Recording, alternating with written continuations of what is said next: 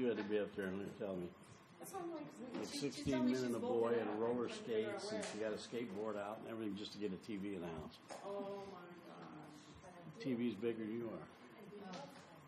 The remote's bigger than her. Yeah, probably. I'm gonna forward it to Oh, yeah, that's the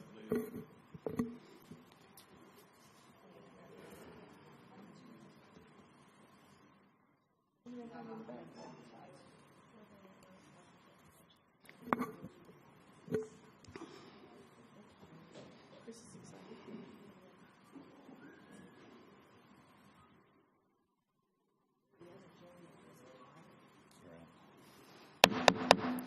Ladies and gentlemen, good evening. I'd like to call to order the workshop for Monday, June 12th, and ask the city clerk to call the roll, please.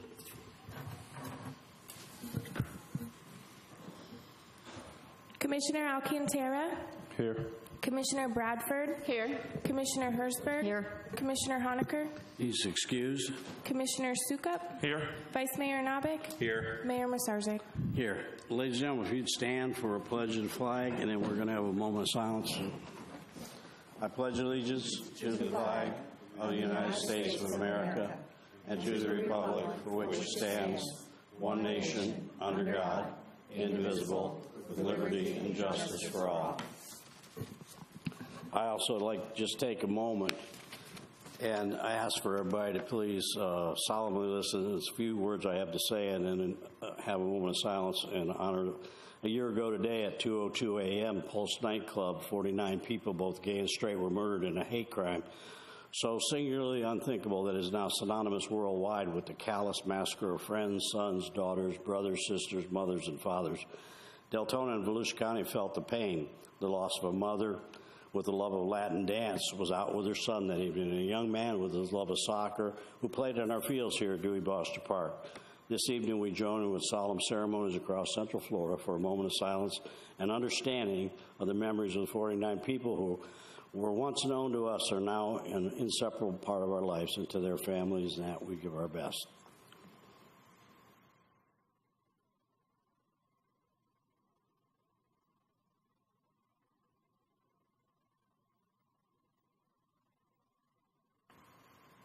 Amen. All right, ladies and gentlemen, I'd like to turn the meeting over to City Manager Shank for introductions of Mr. O'Donnell. Yes, I'd like to have Chris O'Donnell. Would you come up to the podium and make your presentation?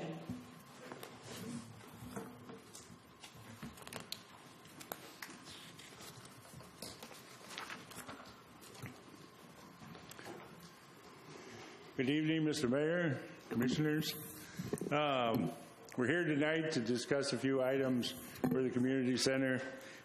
Just to recap, the building is moving along very nicely. We're about 3 weeks ahead of schedule. They're in the process of going to put glass around the building over the next couple weeks, and they're also hanging sheetrock. So everything is going as planned so far, and I just want to give you a quick recap for everybody who's here. The facility is 30,683 square feet.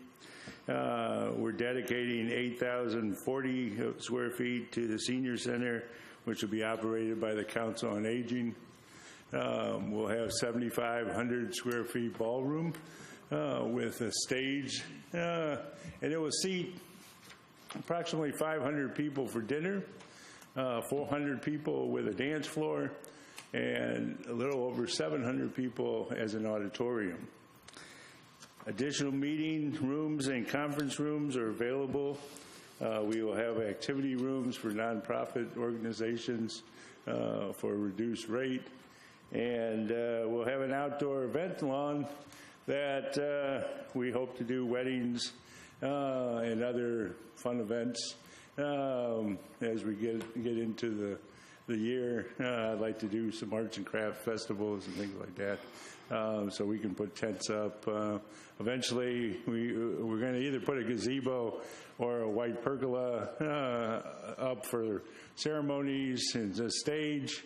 In phase 2, we want to get a community gardens together on the other end and create some space there as well. And the seniors are interested in a petanque court, which is a French sport that they use metal balls. It's kind of like bocce ball.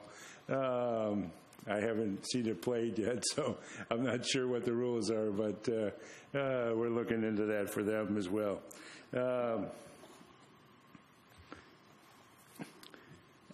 To look at how we differ from our neighboring facilities, the center is going to be larger than almost every one of them.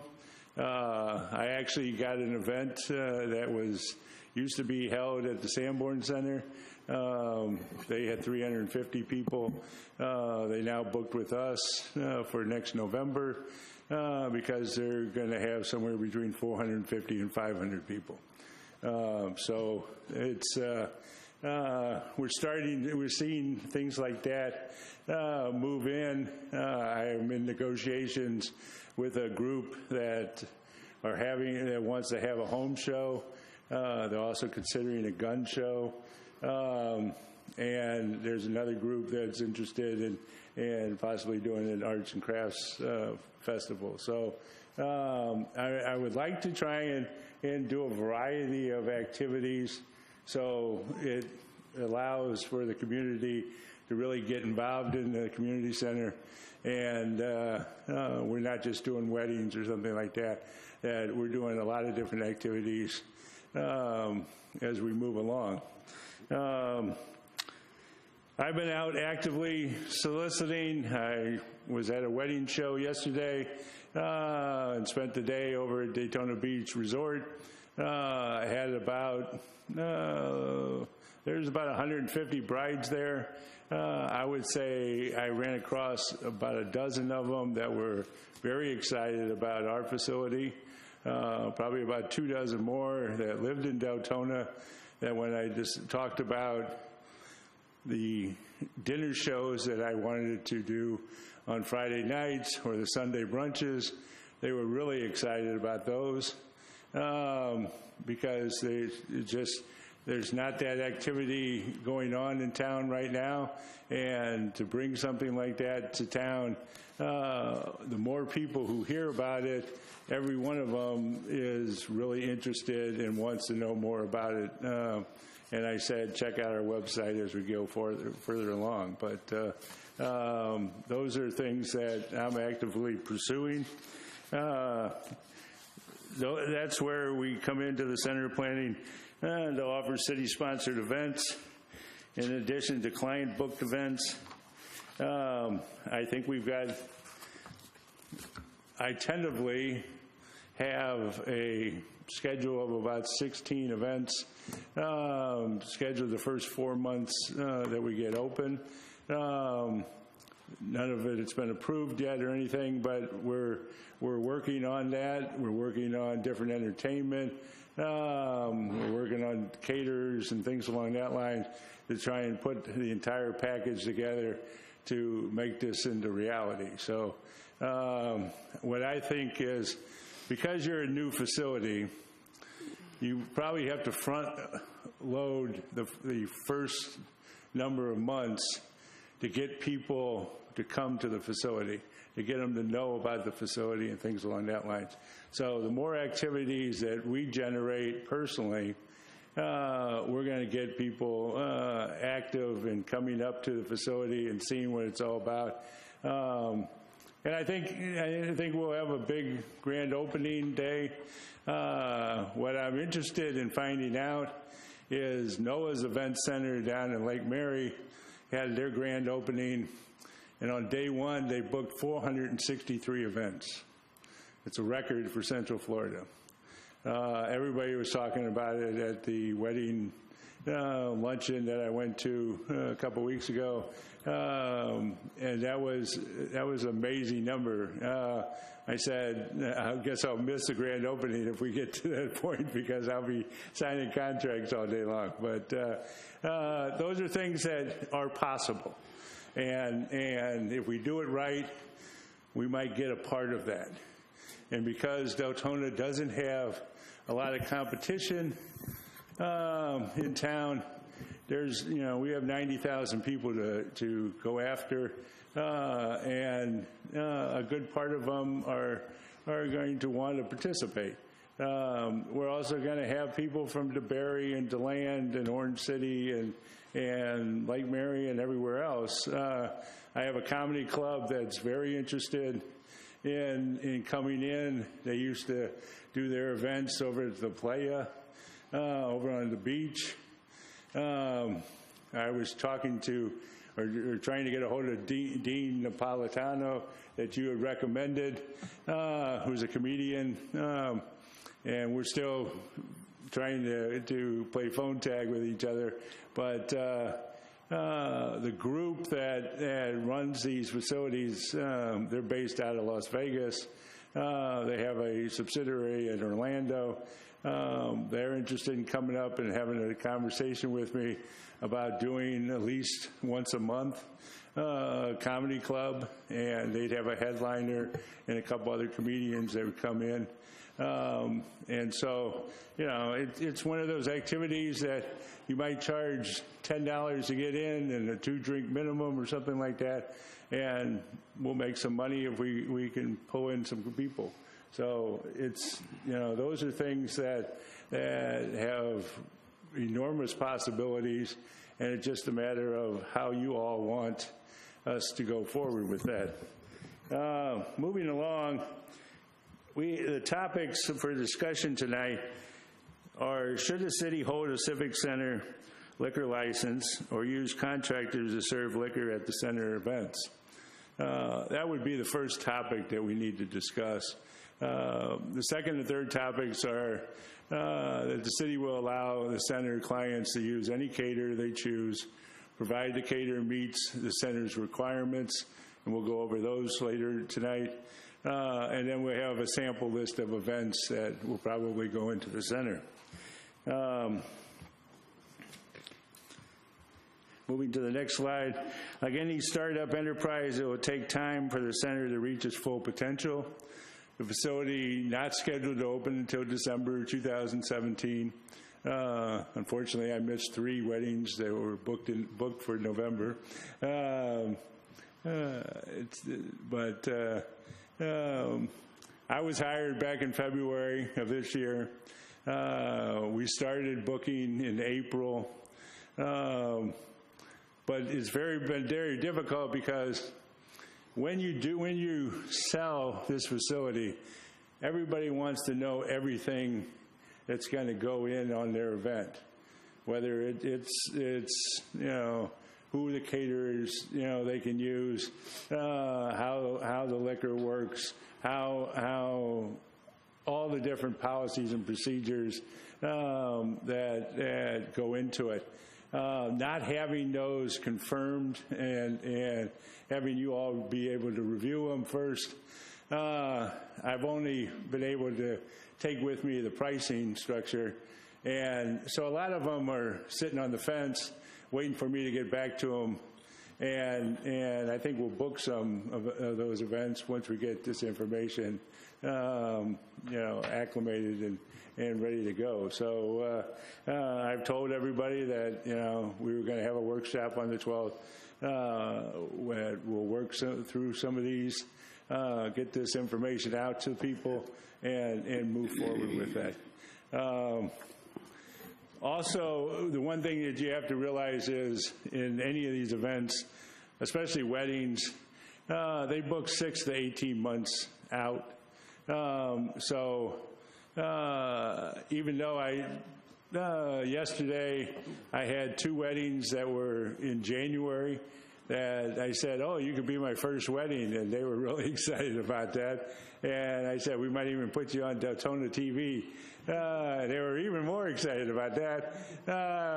So, you know, those are things that I didn't know if I'd get a wedding in January by booking, you know, now or not. But there's two people that if I get them the information by the end of the week, I have a really good shot of landing our first wedding in January, and that would mean a lot to me. So that's something that we're working on as well.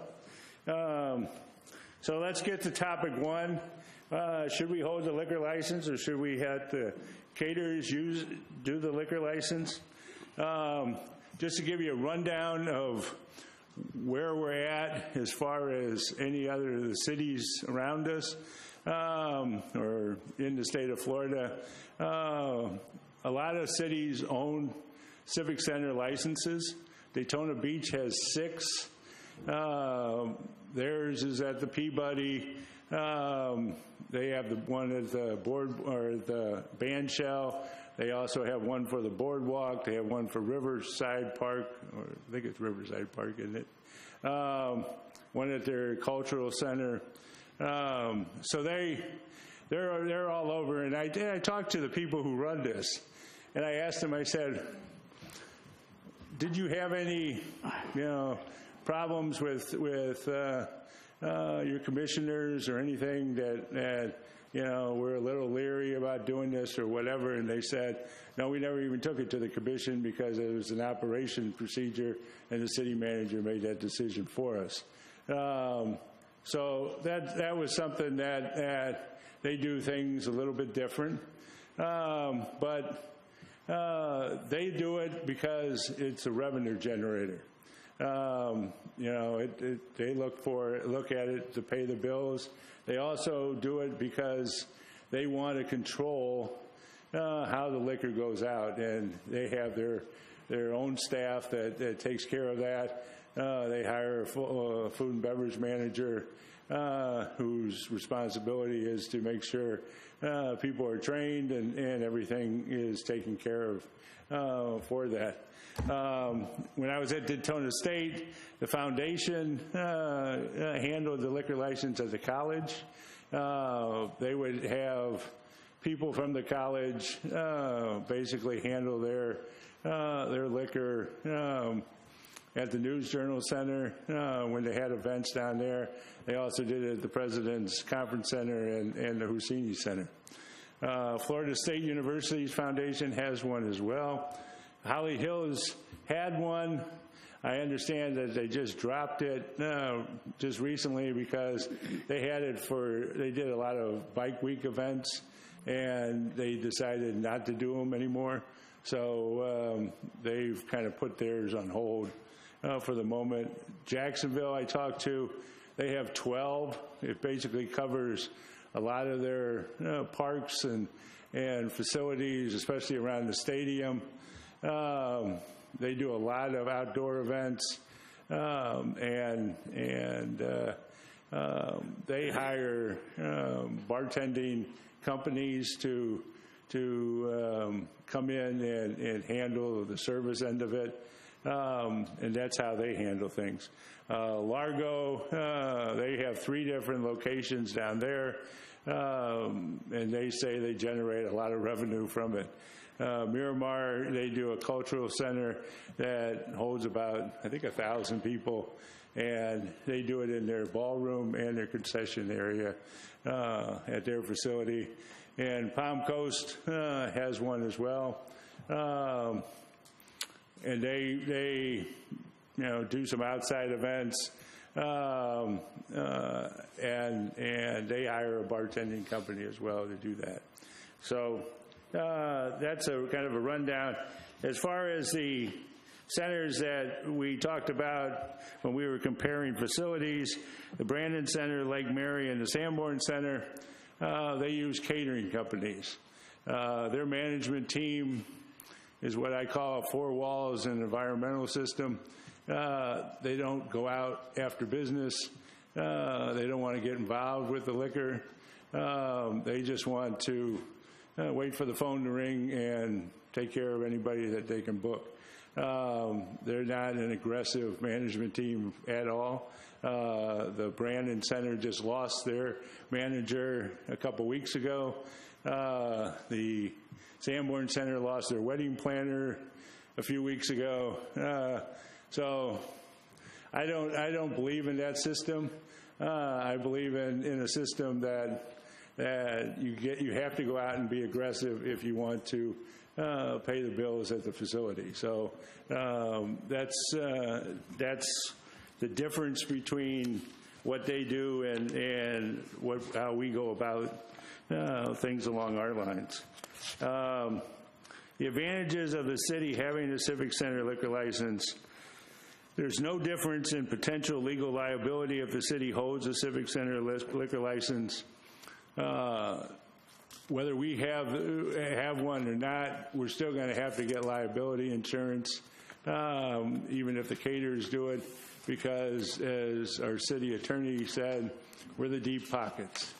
So if somebody's going to go after anybody in case of a problem, they're going to go after us as well as going after the catering company. So it makes no difference as far as that's concerned.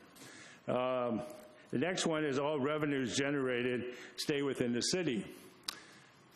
When I talk to all the caterers, we've got caterers from DeLand, from Sanborn, from Orlando, from Port Orange, from Daytona Beach, you name it. There's maybe one or two in Deltona, but the bulk of the caterers are all out of town. So if they hold the liquor license, they're going to take the bulk of the money and take it to their city, and then we lose revenue. So as an overall picture, that's not really a good business sense. We're trying to make as much money to not burden the taxpayers. That's the whole purpose that I look at is every dollar that we can bring in is one less dollar that the taxpayers are going to have to fund. And that's something that I take to heart because it makes sense. That's why I go out and do what I do to generate the revenue, because I don't want the taxpayers to have to pay the bills. Currently I don't live in Deltona. I live in Daytona Beach. So it wouldn't affect me one way or the other, but to me, it doesn't matter because this is a city entity.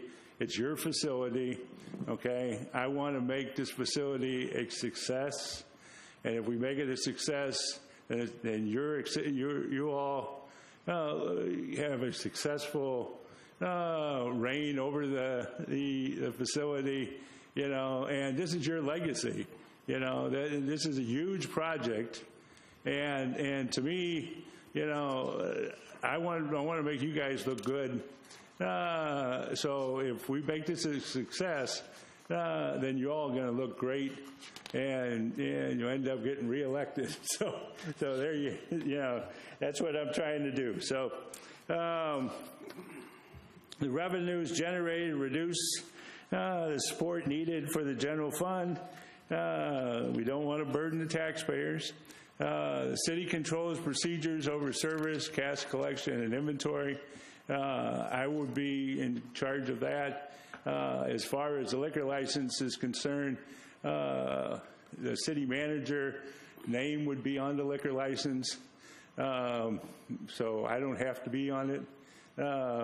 She would be the manager of the license, and from what I understand through the Dorothy Rupp at the Alcohol and Tobacco Division, she said that's normal for the cities who do have liquor license, that the city manager is the main person on the license. I'm very interested in using a bartending company. I haven't decided yet, but it makes a little more sense because they've got professional bartenders.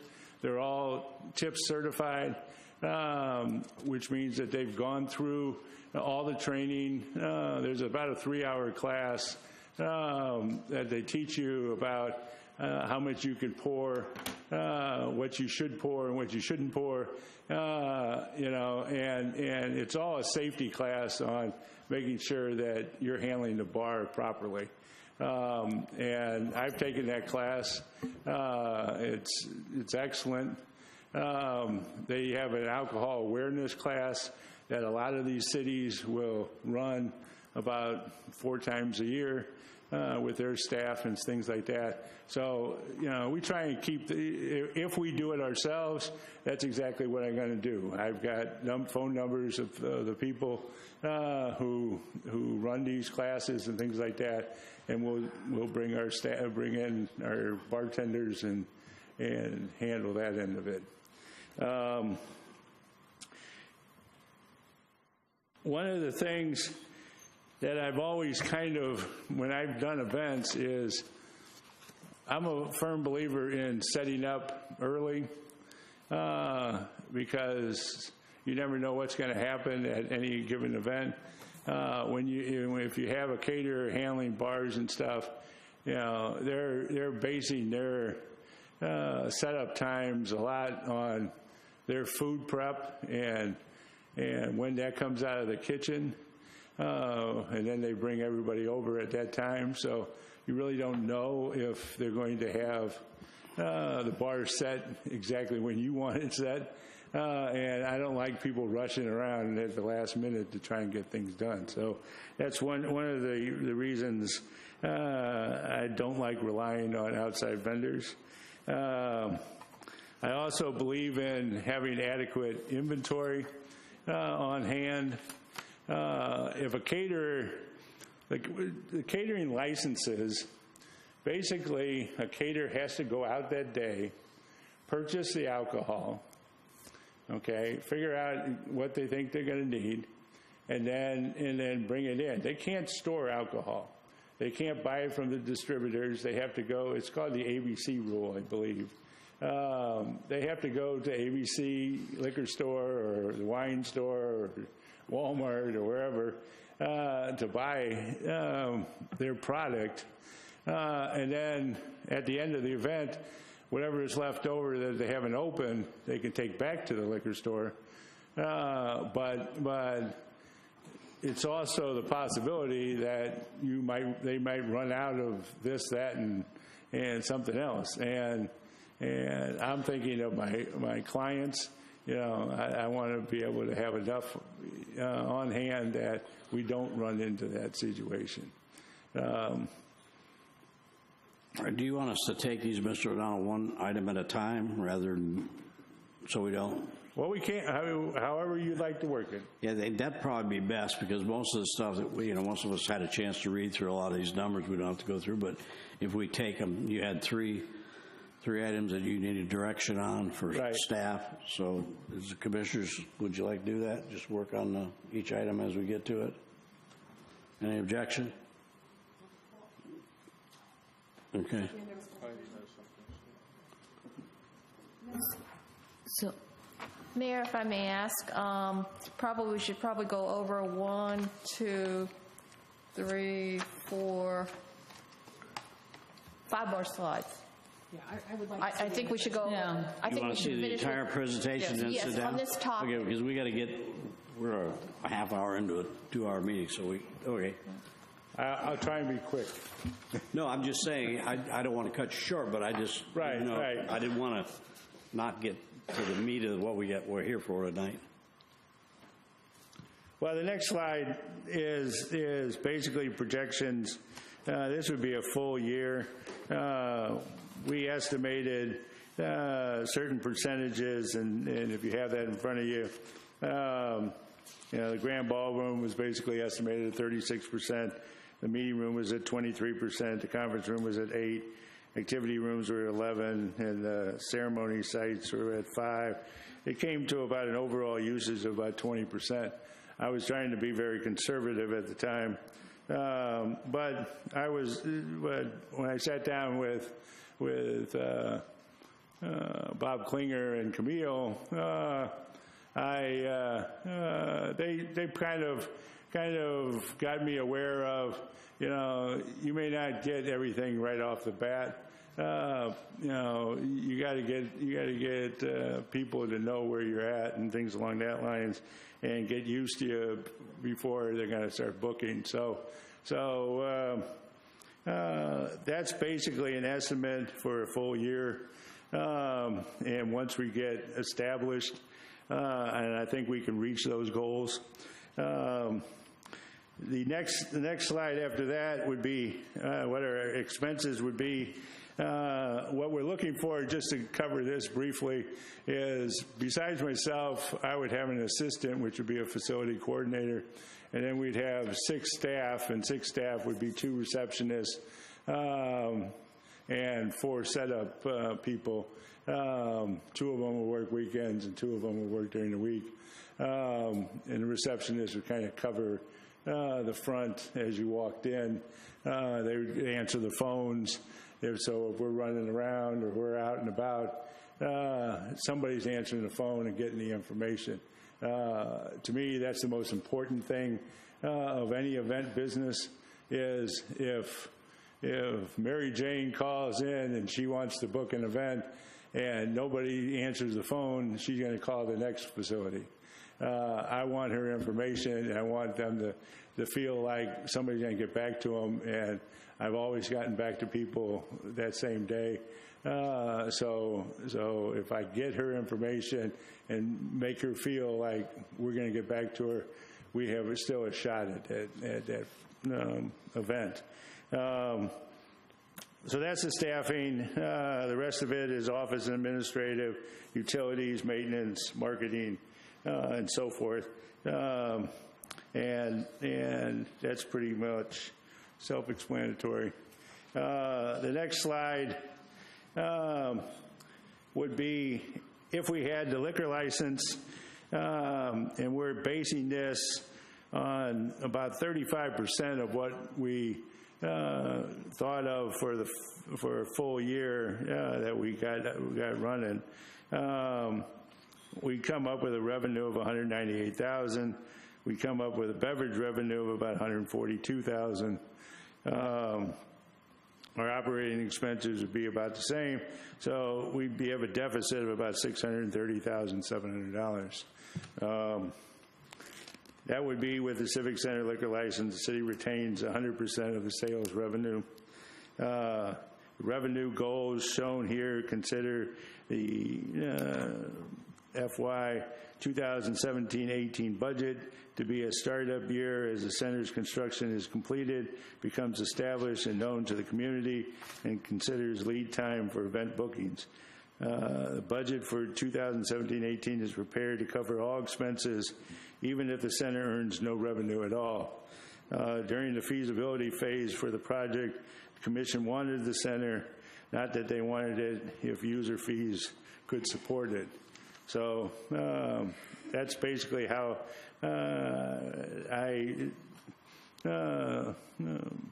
we came up with that figure. If we don't have the Civic Center license, then we're only going to get 10% of the liquor, which knocks it down from $142,000 down to $14,200. Your expenses are pretty much going to be the same.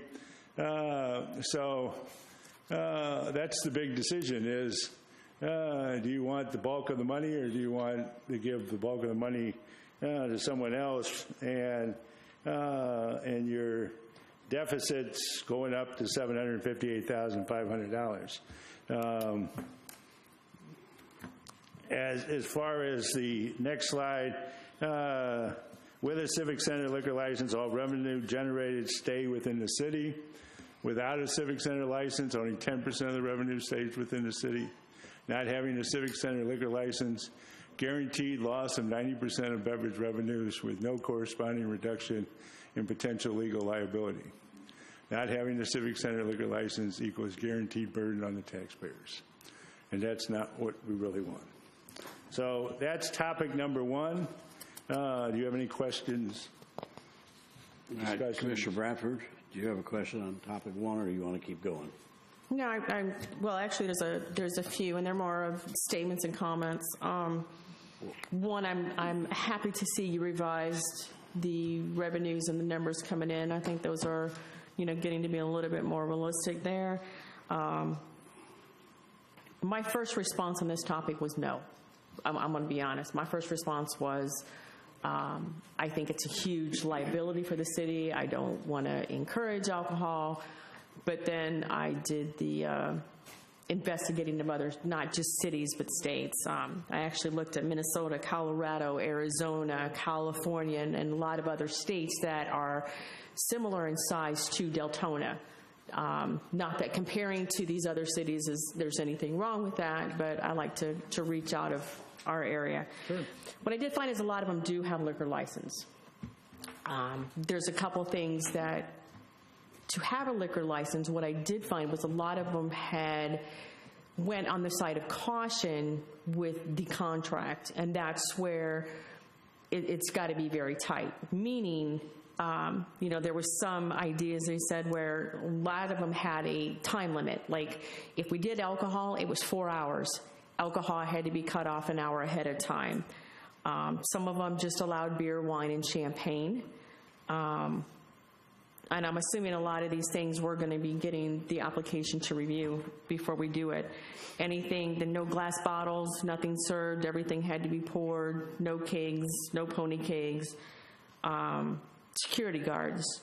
I know I was informed the state doesn't require it,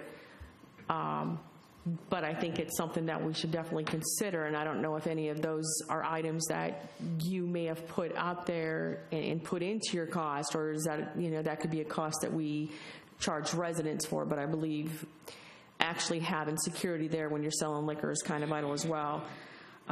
Any event that's geared towards youth, I don't agree in any alcohol being permitted. Food needs to be served. If we're going to have liquor, you also have to have a requirement having food served. And as far as, we had mentioned the caterers, and this kind of goes hand in hand. I understand, an idea, and I don't know if we consider it, because that kind of kicks the idea about allowing our caterers to serve liquor. If we have culinary schools, like we have Kaiser, Deltona State, Lake Technical is actually, Kaiser's ranked number 2 in the state of Florida, and Kaiser's ranked number 2, and Lake Technical in Eustis is actually ranked number 8 in culinary schools. Then we have Deltona State and some other colleges that do culinary. Have you looked into having the schools cater the events? And if that's the case, then I doubt they would even be allowed to serve liquor. No, I'm looking more for professional caterers to come in that have a service staff and everything. I've worked with Deltona State's culinary program because I worked for Sodexo, which is the food service for the college outside of the culinary program. They do a few events during the year, their big gala and things along that lines, but they really don't do anything outside of the culinary school. They really don't even want to get involved with anything outside of the culinary. Just Deltona State, or have you checked with other culinary schools? No, I can only answer you for Deltona State, okay, because that's what I'm familiar with. I haven't looked into any of the other colleges or not. But to me, I think you have to look for professional caterers who meet our requirements. We're going to get into that in another topic. But and they're well equipped, except people like Aunt Catfish. They do a great catering job. They have fantastic food, but they don't even have a liquor license. There are a number of caterers who don't have liquor licenses. So if somebody chose Aunt Catfish to come do an event, they couldn't do the liquor anyway. So that's where you run it. And then you'd have to get another party who did liquor in order to do something to cover that. So that's where you could run into problems. The one thing I will say about service is, one, we won't do shots at all. We don't do doubles at all. We pour it into a cup or a glass, whichever we prefer to do, and they get one drink, and they can come back for another drink. All right. If we see anybody that looks like they're drinking too much, we're going to slow them down and cut them off if necessary. I have no problem whatsoever cutting people off. Okay, you're talking about hiring a company. I believe you said it's a bartender's company that's tip certified. What's the additional cost of the bartender company? Was that included? Well, the whole thing is the client's going to pay for it one way or the other. I mean, most bartending companies charge similar, around $25 an hour. Some reduce their rates after the first bartender. Others have a set fee for X number of bartenders. So I look at that as that's covered with the client. So if they're going to have a bar for 4 hours, they're paying that fee for the bartender, so it's not going to cost us anything.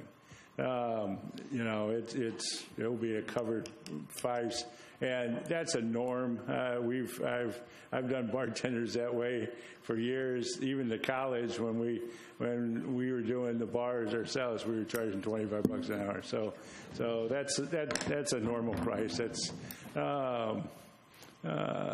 nothing to worry about. I totally agree with you. If it's a kids event, we don't have alcohol at all. I mean, everything that you brought up, I'm well aware of, and I understand, and I completely agree with you. And I think that those are the things. You put parameters in place, and you want to keep it safe. And as far as security goes, we can have security. I always believe that when you have a large group, I always like to lean on having security present because it protects myself, my staff, and also it protects the client. Because anytime you have an event, whether you have alcohol or not, anything can happen. So the larger the group is, those are things that I would definitely put a plan into place that we get to a certain number, we definitely have security there. Mm-hmm. If you're doing a funeral lunch and you have a cash bar for 100 people, you probably don't need security. Mm-hmm. But if you're having a big dance or something like that, and you're going to have 200, 300, 400 people there, yes, I would have security. Okay. Yeah, like I said, my first response to this was I wasn't too encouraged with it, but after reading a lot of different cities' notes out of different states, the revenue that they brought in was very encouraging, and they did it for the same reason, that they wanted to keep the revenue there. My only concern is, like I said, keeping revenue at the expense of anybody getting injured is my number one concern. So as long as we do a very thorough analysis, make sure that we're crossing all of our T's and dotting our I's and making sure, I'd rather be very cautious than not. And if somebody doesn't want to abide by the rules and they don't serve liquor, that to me, that's just the way it is. But, we've got to have some very strong guidelines in order for us to be able to do this, and they need to be held accountable. Sure. So, thank you. I have no problem. Thank you, Commissioner Bradford. Commissioner Sukup? Okay. Where to start? Let's start with the first thing. I'm extremely disappointed that in that presentation, those are the questions that came up. We sat here a couple weeks ago, and I said in front of this commission we'd be lucky to bring in $250,000, and this commission did not agree with me. The mayor thinks that the first year is going to be the best year ever, but you just showed that it's not going to be. We went from being revenue neutral, right? We were going to bring in almost $1 million. Now, if we have a liquor license, we're going to lose $630,000. So what that tells me is that the city manager lied to us again, because these numbers were completely manipulated. We all saw a newspaper article that did come out that compared this similar things that like we were trying to build, and they didn't bring in $100,000. Shoot, the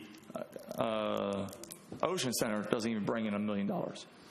So, you know, I got so many questions backing this thing up, it's not funny. But that's the first and foremost thing, that of all those, you're worried about liquor sales and how much that's going to generate, and the difference between your liquor sales, even in this, is only $130,000 on this presentation, the new presentation net.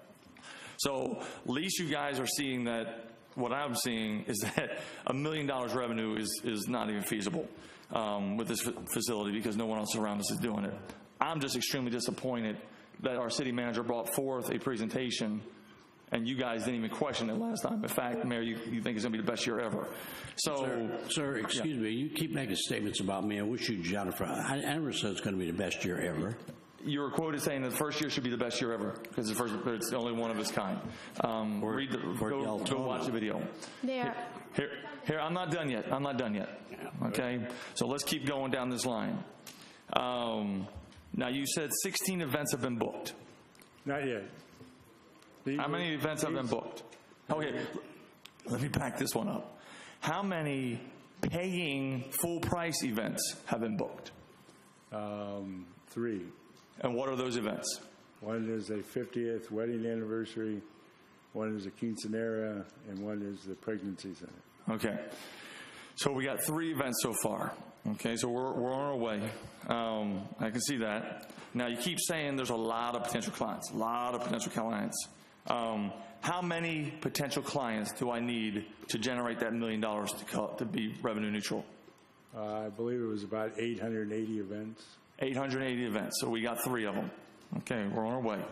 Now we keep talking about Civic Center liquor license, right? Yes.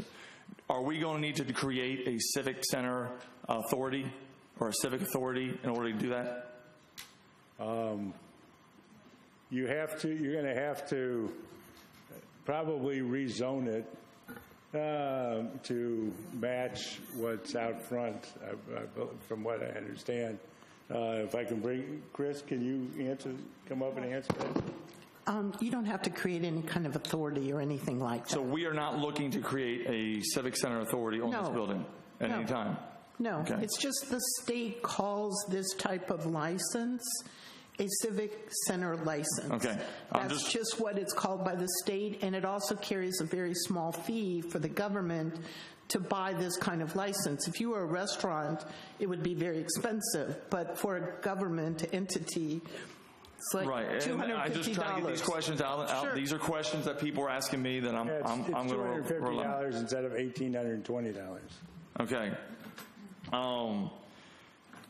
The facility in itself, right now, currently, are there enough phone lines, data lines, everything on this building that we're ready to go right now? They're all going in. There's enough phone lines and computers and everything that is going in. Wi-Fi's ready. We're set up for everything on this. Wi-Fi is going to be in the building.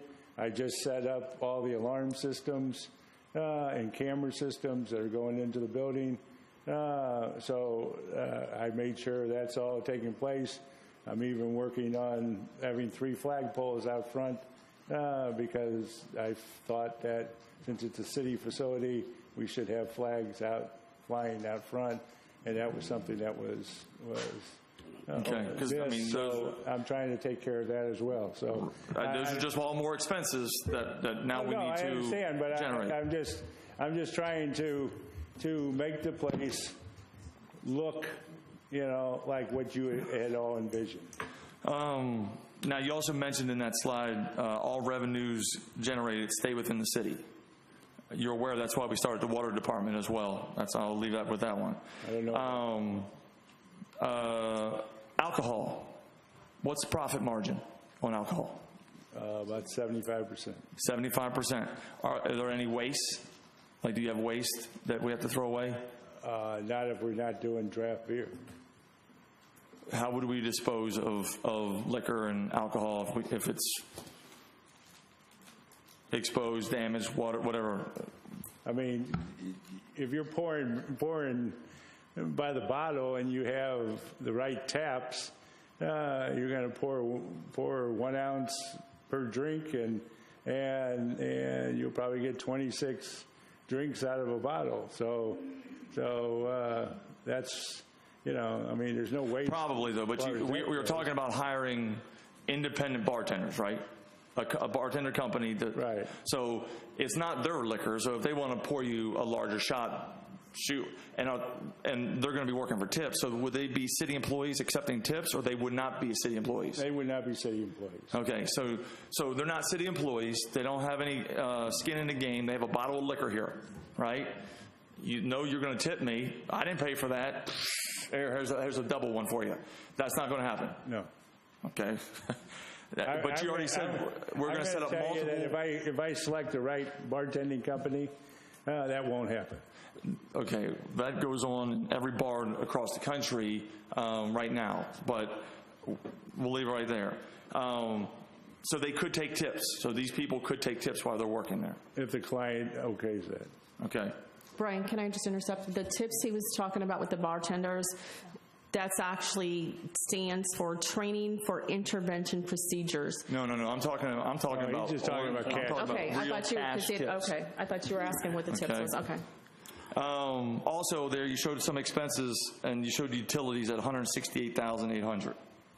Do you know what the breakdown of that utility? Do we know what's the estimate? Because that's going to be on county water and sewer. Am I right? Yeah, it covers gas and electric and the water and sewer, because of everything. We have a separate thing for the sprinkler systems, separate meter for that. And how many people those numbers, that 168,000, where's that number coming from? How many people coming through that center? I mean, I can get you that figures. I don't have that with me at this moment, but I'll be more than happy to get those for you.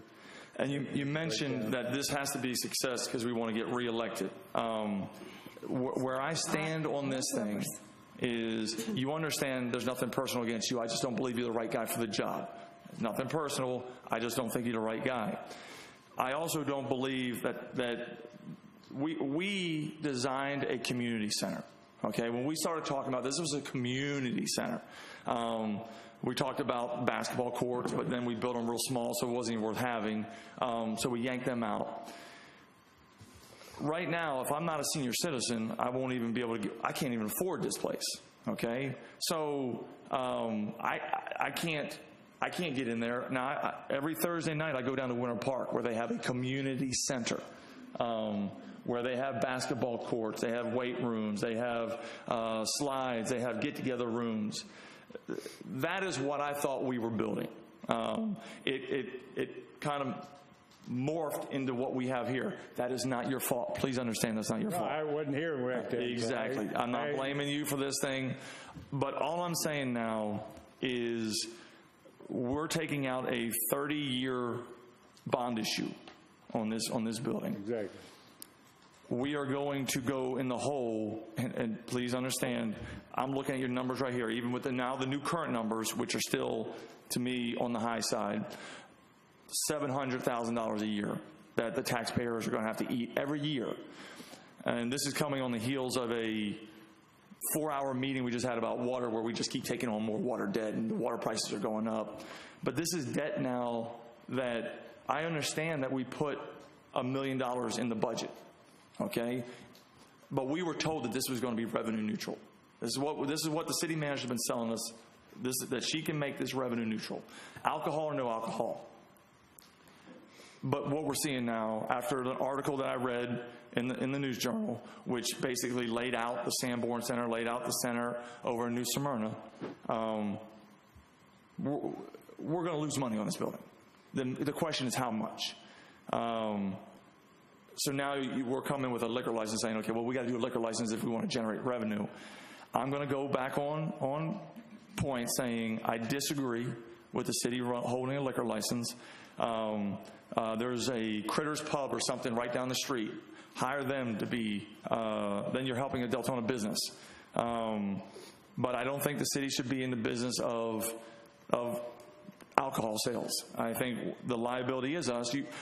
There's events. I was reading your thing. There's events where I can have multiple bar stations. So if this guy cuts me off, I'll go to that guy. If that guy cuts me off, I'll go to that guy.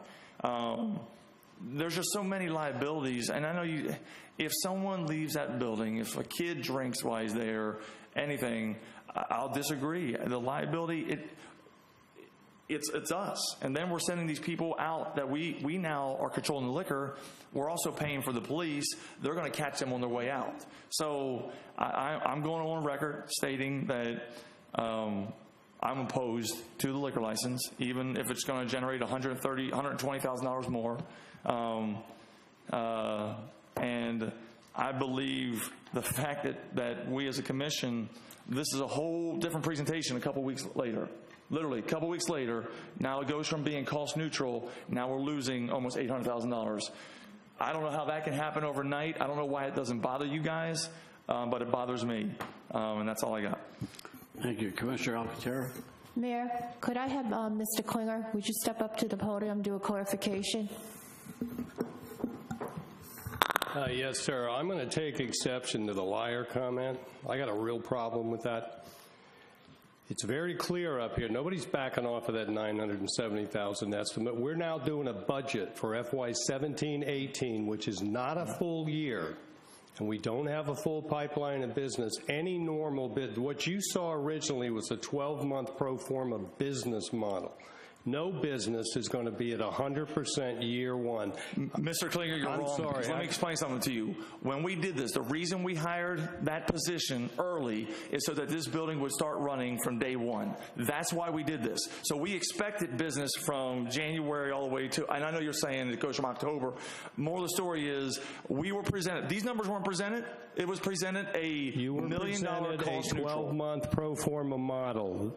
The numbers you are looking at now is a 17-18 budget. I want to be very clear that I have a problem with us being called a liar. And I'm telling you right now, we just saw a newspaper article that showed two other similar facilities, and they weren't even bringing in $200,000. I've never met anybody in my life that can predict the future. That would include you or anybody else. That's not predicting the future. Those are stats and numbers. Gentlemen, you're trying to make a quantitative estimate. You're bearing us in debt again, Mr. Mayor, this is not right. I don't like being called a liar. Sir, I understand that. Commissioner Sukup, Commissioner Alcantara has the floor, but she asked for him to respond to comments. Yes, sir, I understand you did, but Mayor, it's getting out of hand. So what we're trying to do is 35% of the estimated revenue in the first year of operation, 70% in the second year, and the 100% in the third year. When you get ready to do the second year's budget, that's a year from now, you're going to have a lot of data, so you're going to know how realistic 70% is. And furthermore, if this commission thought this thing was going to be cost neutral, how did you think that was going to happen if it wasn't going to be with liquor sales? Mr. Klinger, when are you retiring? Sir. In December. Exactly, so you won't be here when this all numbers are. That's right. I have no dog in this fight. That's why I can tell it like it is.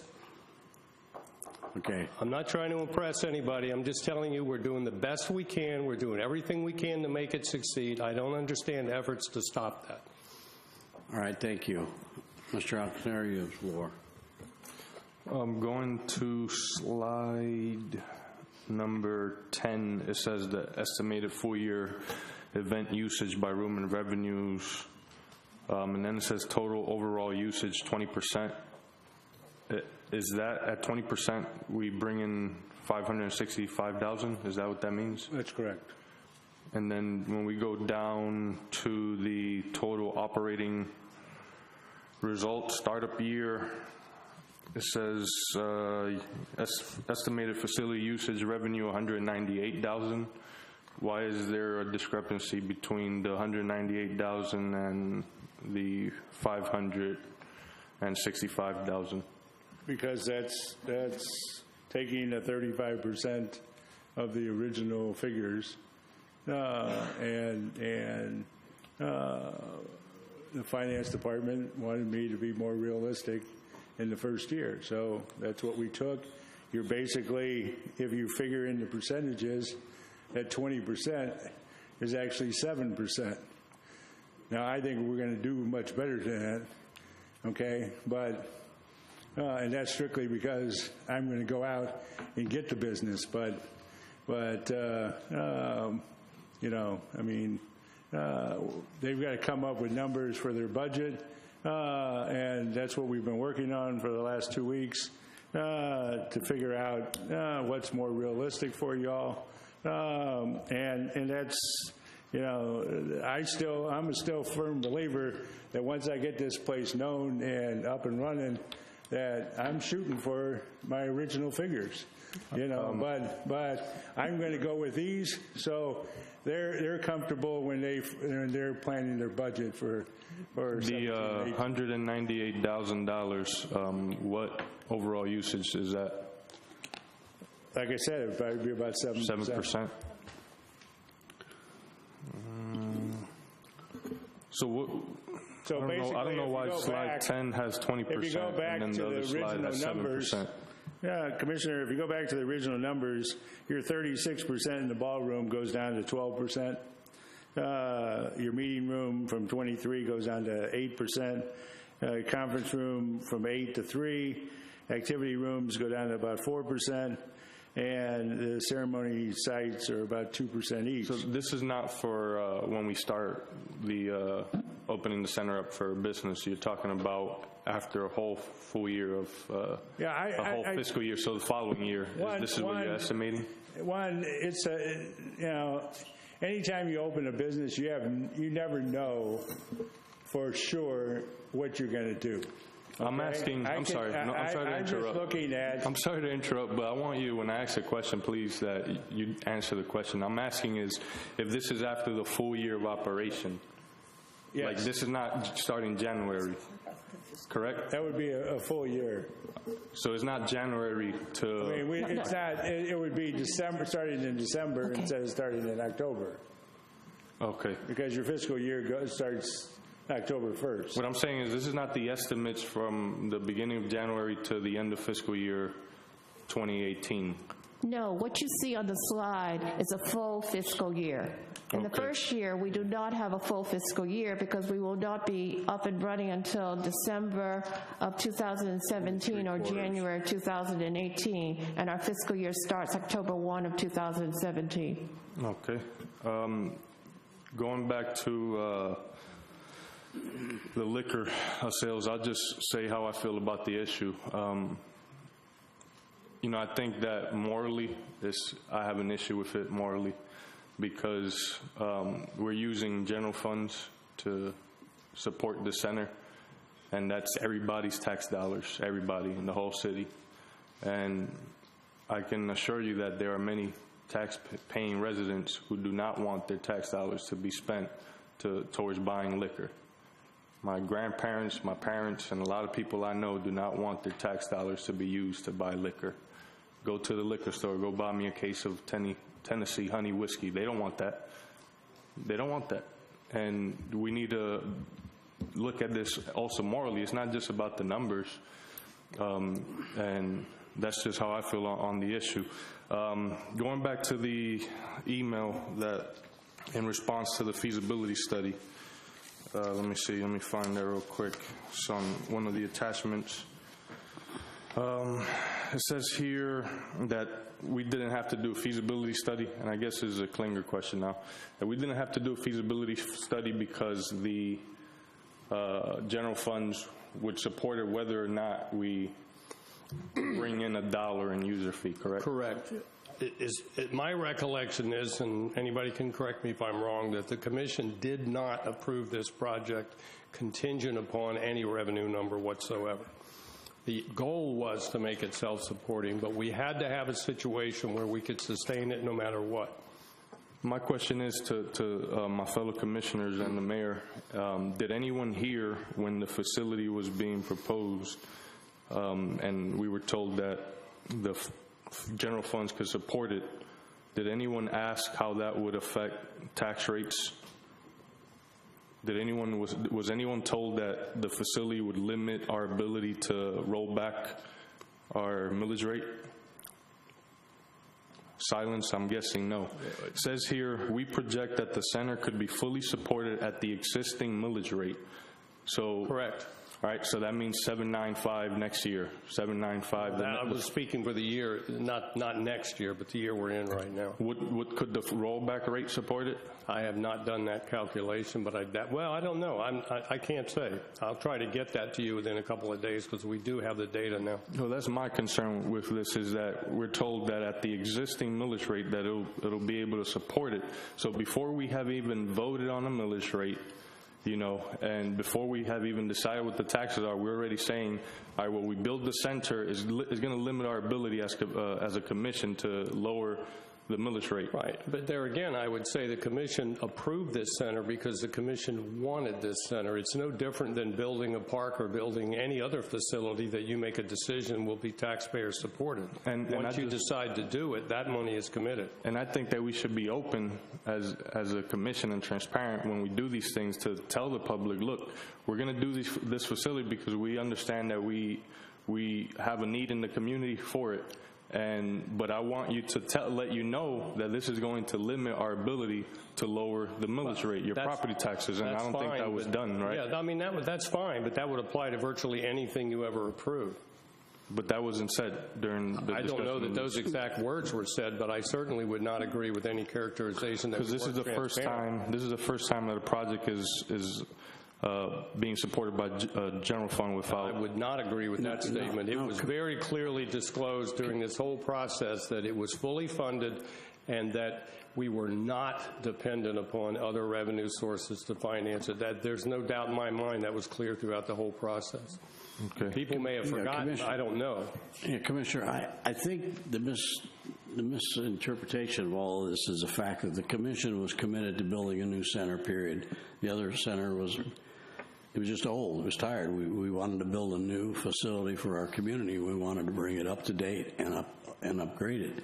So the question of can we do it, it would be like anything else. We didn't bring up the subject, as you stated, this will affect our ad valorem rate because we don't know what the ad valorem rate is. We don't know what the budget's going to be. We don't know what the revenue we're going to receive from the current ad valorem or rollback. None of that is known until the property appraiser gives us those numbers. So that wouldn't have been a question that we would have even thought about. But we knew we were taking on the expense of another facility in the city, like if we built, like Mr. Kelly said, if we built a park, we built anything else to say, we knew that expense would be something we'd borne by this commission. And could I add one thing to sort of further answer your question about the rollback rate? The more I think about it, you really cannot answer that question until you have the entire budget picture in front of you, and then you can evaluate what the incremental difference would be if you took the center out or didn't take it out as to whether or not the rollback rate would get it done, because I don't know what our revenues, we do have new construction, things of that nature.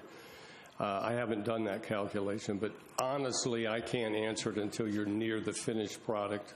I recall that during the discussions for last year, when they were approving the millage rate, that it was said that $70,000, that 0.05 would have an effect of $70,000. When they lowered it from $799 to $795, that difference is $70,000. I will rely 100% on your younger memory. Okay, so when I'm looking at a deficit of $600 and something thousand, like if we didn't have that deficit, how much more could we lower it? But it's a moot point. We have to figure out how to move forward the best way that we can. And some time ago, I put forward that personally, I would like to see the center become more community-oriented and have the community, nonprofits, churches running it, because I think that would help do away with most of the operating costs. And I guess I had some individual criticized it during public comments, saying that, community center, you don't want to run in the center. I'm not saying for nonprofits to run a business. I'm talking about to run programs for our community, and we can focus on that bond, which is less than the $600 and something thousand that we're talking about having a deficit for. So that's my thing, and I know it takes the majority of us to do that, and I don't think that there's a majority who feel that way, but come next year when we're looking at the data and seeing where we're at, I hope that if the numbers don't make sense, that we look to addressing the needs of the community in more creatively. I had, let's see, one of the things that, Chris, you had said that we're going to do these dinner shows and have all these events, but I haven't seen what those events are going to cost. I haven't seen the dinner shows, what that's going to cost, what your projections or what your goals are, your targets. I haven't seen any of that because that also has a cost to it. Are we ever going to get to see that? Like, what are your planned events for next year? I'll be more than happy to get it to you once we firm things up. I'm still in the working stages of that.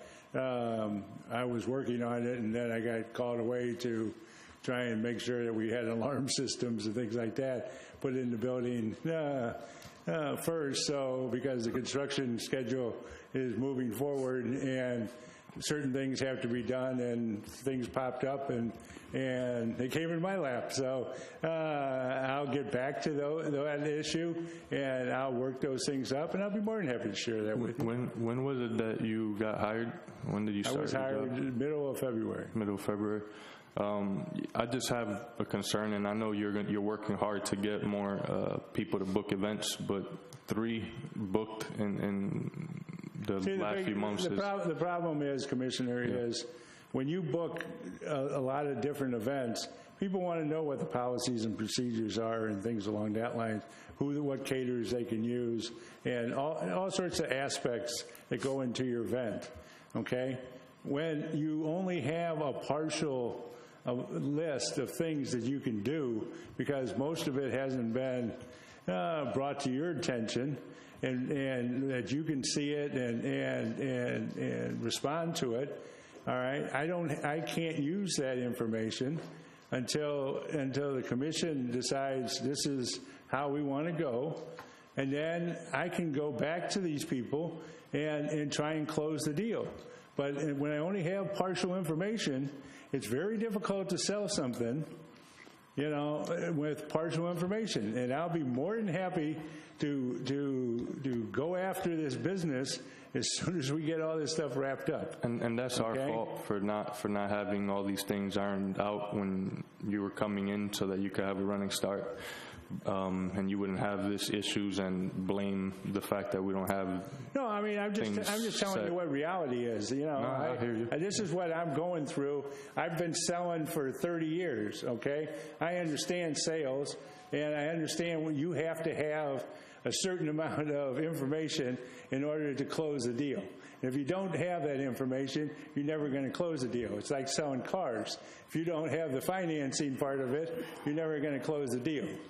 Unless somebody's got a whole lot of money in their back pocket and they can just lay it down and walk away with their car. It doesn't happen, okay? So the same thing goes true with events.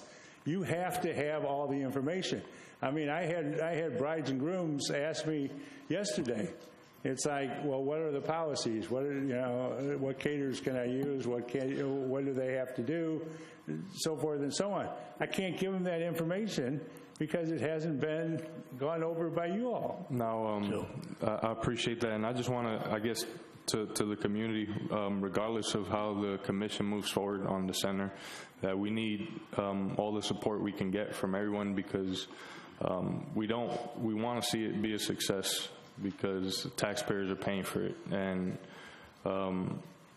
we want to advertise it, we want to say good things about it, so that we don't have an issue where we can't. I already hear people saying that, well, there's a lot of negativity out there that can undermine our ability to get it booked, and you don't want the community to be blamed because we don't have bookings. So we got to as a community, do everything we can to make sure this succeeds, so that it's not blamed on us. Well, Commissioner, I really appreciate that comment. The one thing I do want to say is, when I go out and I talk to people, and I've been to the community expo here, I've been out at the concerts, I've been out at Dewey Boster, and passing out brochures at the Easter egg hunt and things like that. Every time I run across people, first of all, I always ask the question, what would you like to see in the center? Second of all, I throw out ideas like the dinner shows and the Sunday brunch and things along that lines. People are thrilled to death, okay? I have not heard negative comments when I'm out on the street. The big thing is people don't know about it, okay? They're just learning about it. So if we all took, all of us collectively, and went out to our area, districts and community, and really spread the word, I bet you see more bookings come in than you ever believe. But we've got to have the support to be able to do that, all right? One person, I'm going to do everything I possibly can to make this thing successful. And right? before I turn it over, I just want to reiterate that I feel that, again, personally, that it's morally wrong for us to use tax dollars to buy liquor. That's how I feel about it. Thank you. All right. Commissioner Hirschberg, and then we're going to try to, that's the last asked to speak, and we'll try to at least settle on topic one.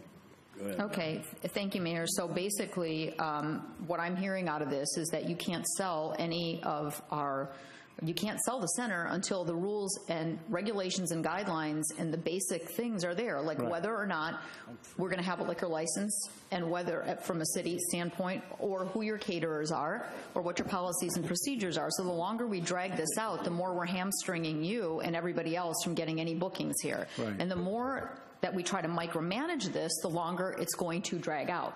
None of us up here, and maybe I'm wrong, and maybe there's someone that's got hidden talents, and I apologize in advance. I don't know that any of us are caterers or know enough about some of this.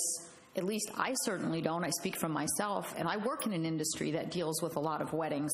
But you have to leave it to the professionals to a big thing. So I'm going to think that today, I don't know what direction everybody needs because it's a workshop, but looking at the liquor license, which I think is going to be the big hang-up of all of us, that what we're talking about here is, I have a couple of questions. So when you're looking at the city itself holding a liquor license, you're looking at is it a state consumption license? Is that what you're doing? You're going under the state consumption license, and that's about what? It's like $250 for that for the year for from the state of Florida, right? Am I correct? They do it for municipalities. Right. All right. It's called a civic center license. Okay, but it allows liquor, it allows beer and wine. I'm sorry. That's right. It's beer and wine. It's the equivalent of what restaurants get, which is a 4 COP. So it allows you to serve champagne, wine, liquor. And it's specifically for civic centers, correct? Yes. Yes. The one issue is if we had to get a 4 COP, it would probably cost us a fortune because Florida sells those. And I mean, just the minimum is $1,840, $20, I believe it is. I mean, the Civic Center license is $250. Also, you need 51% food sales if you have that license. With our license, you don't have to have the food sales. So it's a perfect license for us. It's cost effective, and it's going to generate the most revenue. So that's where where this license comes in. Whether you guys decide to have the license or you want the caterers to do it, there's still going to be liquor at the center because you're not going to get events booked if you don't have a bar at some point. And I'm inclined to agree with that. Now, for example, if we do not take the license on for ourselves as a municipality, what other, we still have to have like something, don't we have to have an unlimited like retail license for out-of-area vendors? Don't we have to have some other type of licensing, and what's the cost on that? What would happen is the liquor would be coming in through your caterers. And so the city would not have to carry that liquor license. Right. The issue was on liability, and I believe that because what a caterer would do is they would provide to the city notice of their insurance, and they would then name the city as a named insured. So they were conceivably protecting the city. But the problem you have is you would have to monitor that insurance policy up to the time of the event, because if it's canceled, if they get their license canceled and don't tell the city about it, the city's on the hook.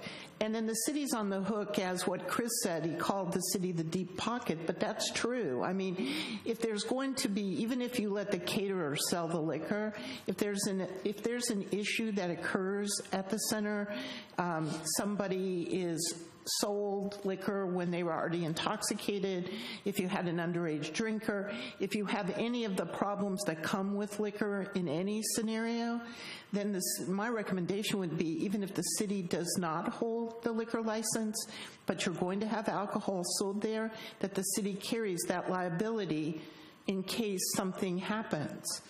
I just don't think it's prudent to not cover that.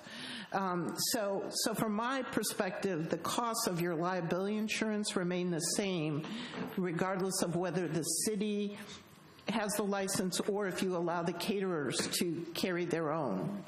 And that's, we already have had alcohol. We have a Latin Fest every year that is allowed to sell alcohol, and that's held at one of our parks, and we have liability insurance for that.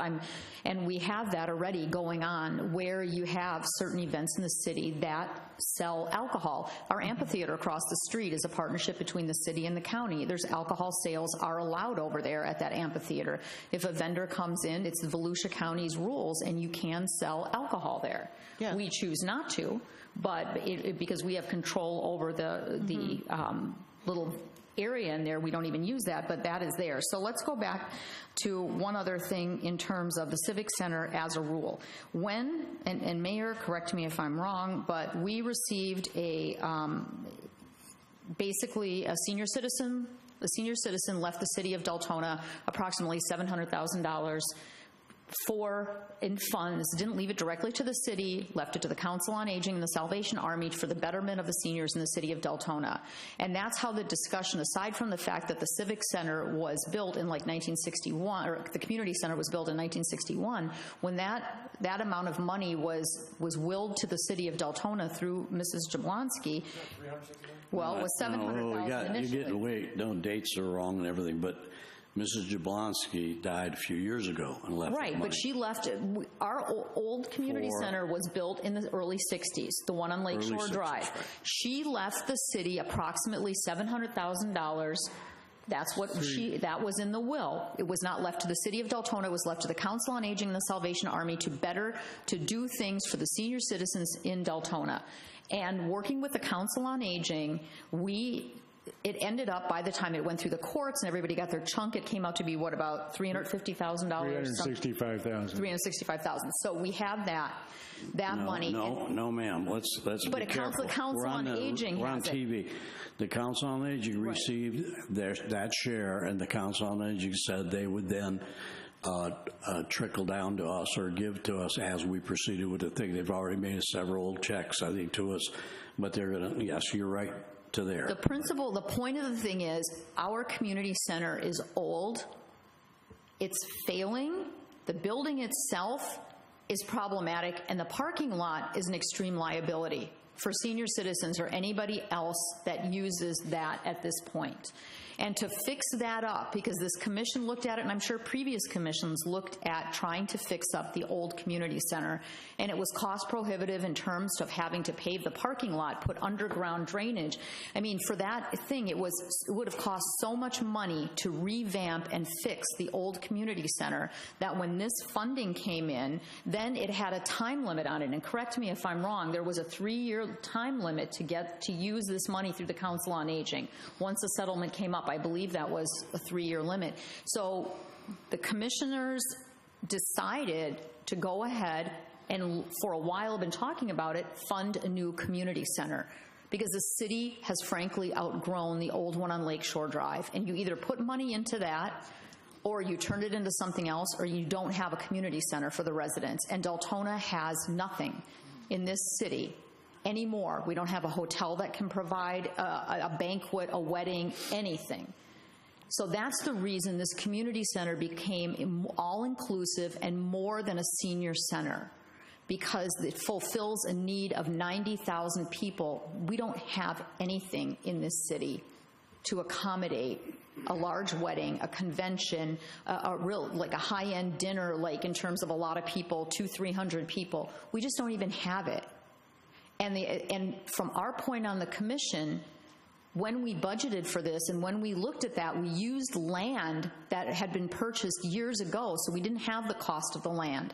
The land was already there, pad ready to go. That was another reason the commission decided to build on land we already had, so that you didn't have to purchase, you didn't have to put in utilities. That's all already there. And the way the community center grew, it grew for the needs of this size community. So that's just the basic clarification from my standpoint, right or wrong, agree or not. That is the reason the community center sits on Howland Boulevard in that property and why it has grown to what it is. And now before us stands a crucial time to me. We either decide whether this fails and fails miserably, or whether we are going to support this for 90,000 residents. It is going up, and we have to decide how we're going to go further with this. And if we're going to go ahead and look at if this is supported with the current millage rate, lowering the millage rate, raising the millage rate, we can go ahead and talk about that with any, like Mr. Klinger said, anything that we do. We are spending $100,000, we budgeted $100,000 for a pocket park, and then come to find out we have a gopher tortoise study that we need to do for another $25,000. So does that impact our millage rate, the $125,000 that we're spending on a pocket park? Whether you like that or not, that's not my issue. I'm just talking about this came before this commission, and everyone up here, except me, was fine to go ahead and spend the extra $25,000 to do a gopher's tortoise study on a piece of land for a pocket park. And again, that's just one example. If you're going to go ahead and try to turn the finances around, let's look at every single decision that we make here and decide how that affects the millage rate. And then we'll go ahead and we'll take a look at what comes from the state of Florida with the additional $25,000 in possible homestead exemption and decide how that affects everybody's budget and everybody's millage. And this is not only the city of Deltona, it's everyone. Every city has these expenses. And the other cities, if you look at the Brandon Center and if you look at Sanborn Center, these are two brand new civic centers that were put up and built for on taxpayers' dime. They were paid for by the taxpayers because that's the community center, and there were no private, there's not a huge influx of private money into these things. So just to clarify, this is not the only city that has a taxpayer-funded community center, and I really want to specify that. So looking for the liquor license, my suggestion is, because you're looking at it's such a, my concern was the cost, because I know how much it is to get a liquor license. It's $250. Why can't we look at doing this for a year, bring back the revenues, bring back to see what we have? You're going to have the liability no matter, if you're going to have alcohol, you're going to have liability. You're going to have issues with whoever provides the alcohol. That's going to be the same issue. So I say try it for a year, bring it back, review everything that we've done, review the liability, review everything that has happened, including the cost, and see. We can always change it. Am I correct, Madam Attorney? Sure. This is a yearly we have to do this every year with Yes. the license. It is, you have to renew it every year. That's what I mean. Every year it has to be renewed. So if we do it for 1 year and we find it to be a failure, we magically have an awesome vendor that wants to take that over, then we can go ahead and pass that on, correct? Yes, or, well, you can't pass on Not your ours, license. but I mean, we can cancel it and someone else Yes. We can let the license lapse. Yeah, you just walk away. I mean, you just notify the state we're no longer using this license, and then it's viewed as, defunct. Just like Holly Hills did. When they stopped doing their bike events, they just let it slide. And I really feel like for us, I think that what we book and how we use the center is going to be the driver in what we do in the future. And I think that in the beginning, I mean, I know your numbers they're very positive. I tend to be a little more conservative in that, and I'm always say, I'll estimate low, and anything is a surprise. I mean, I appreciate the positivity and stuff in that. I mean, I'm going to try to, just hold back on looking at those numbers. And I'm hoping that they're going to be that amazing, and because I think the population is here and I think the interest is here, but this commission really needs to get with the program and decide what we're going to do and let this man move forward and start booking, because we have no one but ourselves to blame if we hamstring this and drag it out for another month or 2 or 3. So that would be my suggestion. Try it for a year. Let's give them some direction at a meeting and let him do it. In another year, if it's not good, reevaluate it. Thank you, Mayor. All right. It's been quite obvious that we have differing opinions, but that's part of the nature of the game here. The city has got to, or the commission has got to quit managing. That's why we hire managers. That's why we hire people. We've been asked to answer 2 questions. I won't even stress the first one. I think everybody said how they felt about that, except for the vice mayor, I guess. But the second topic is the city allows clients to use their caterer, the caterer they choose, or that meets the requirements.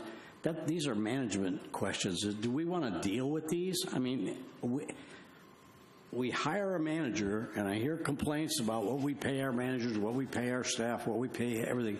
We're managing here. That's not our job. It's to set policy. The policy decision tonight is, are we going to have a liquor license issued to the city of Deltona for a civic center? There's so much reference to drinking and booze and all that, and you all don't see me sitting in local pubs. That's for whoever wants to. That's their right. The point is, that's not what we're doing here. We're providing entertainment, socialization, and whether you like it, dislike it, don't approve of it, stay away from it, it's a fact of life and society we live in. People have toast. They have toast of champagne. I don't see any reason why we can't. My concern, and my only concern, and I've never shared this with Jane or Chris, is this. You're going to be so busy with paperwork and foolishness, and I'm sure you're capable of doing it, and I think that's what we trust Jane and you to do, is hire someone that's going to control the actual operation. You know, it says in here moving tables to that, but there's more to it than that. You can't be all things to all people. That's part of your management responsibilities. We shouldn't get into that. All these things we talk about, we're not going to compete with local pubs. We're not going to compete with local bars, entertainment facilities. That's not what we're there for. We're going to be putting on events. Those events will, if we choose, or if this commission votes to, have available alcoholic beverages. Period. That's it. I don't want to get into what kind of liquor. I mean, we're getting down into the weeds on this, which is going to take all night, and we spent an hour and a half, well, actually an hour about, and we haven't really decided anything. So the board's all lit up again. Everybody wants to keep talking about the subject, but the simple subject is, let's stick on why we're here tonight, and that is the topic of liquor. I personally feel, after talking, and I talk to people that do not imbibe at all in any alcohol, similar to my commissioner on my right here, Commissioner Alcantara, they don't at all. And they said the same thing. If you're going to have the liability out there, if you're going to operate it, you darn sure can hold accountable the people that are doing it.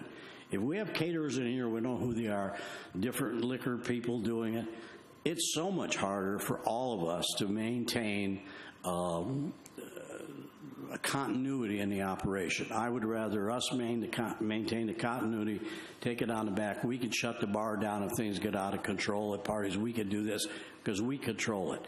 I think giving up that control increases our liability. That's my personal feeling.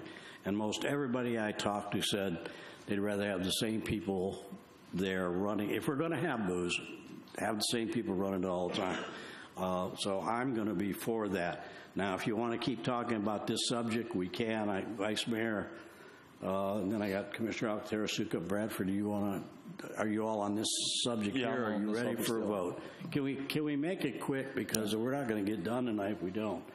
And Vice Mayor, you have the floor. Yeah, just everybody spoke on the topic. I'm freezing to death. I think they're cold down there too. Chris, your numbers and your projections are just your best guess of what's going to happen. I'm for us holding the liquor license and having the control, but before we actually pull the trigger and implement that, I do want to see written policies and procedures similar to what Commissioner Bradford opened with this evening. We can make application we can move forward with offering as an amenity that we're going to offer. But before day one, when we pour the first beer or pop the first bottle of champagne, I want to make sure that we have policies and procedures in place that clearly outline what everybody's responsibilities are, the inventory accountability, the distribution accountability, and all of that. And I'm sure you're already working on that, and I'm sure there's several documents out there. We're not reinventing the wheel here. In my lifetime, I've only been to one wedding where they didn't have alcohol, whether it was an open bar or a cash bar. So I understand the need to have the liquor available for weddings and a lot of celebrations. I agree with the mayor that it's also a control issue. I think we do much better having this type of a control on this particular item.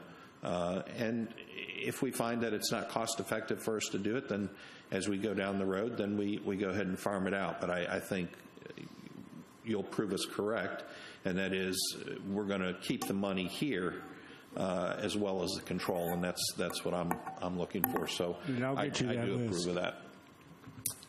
Okay.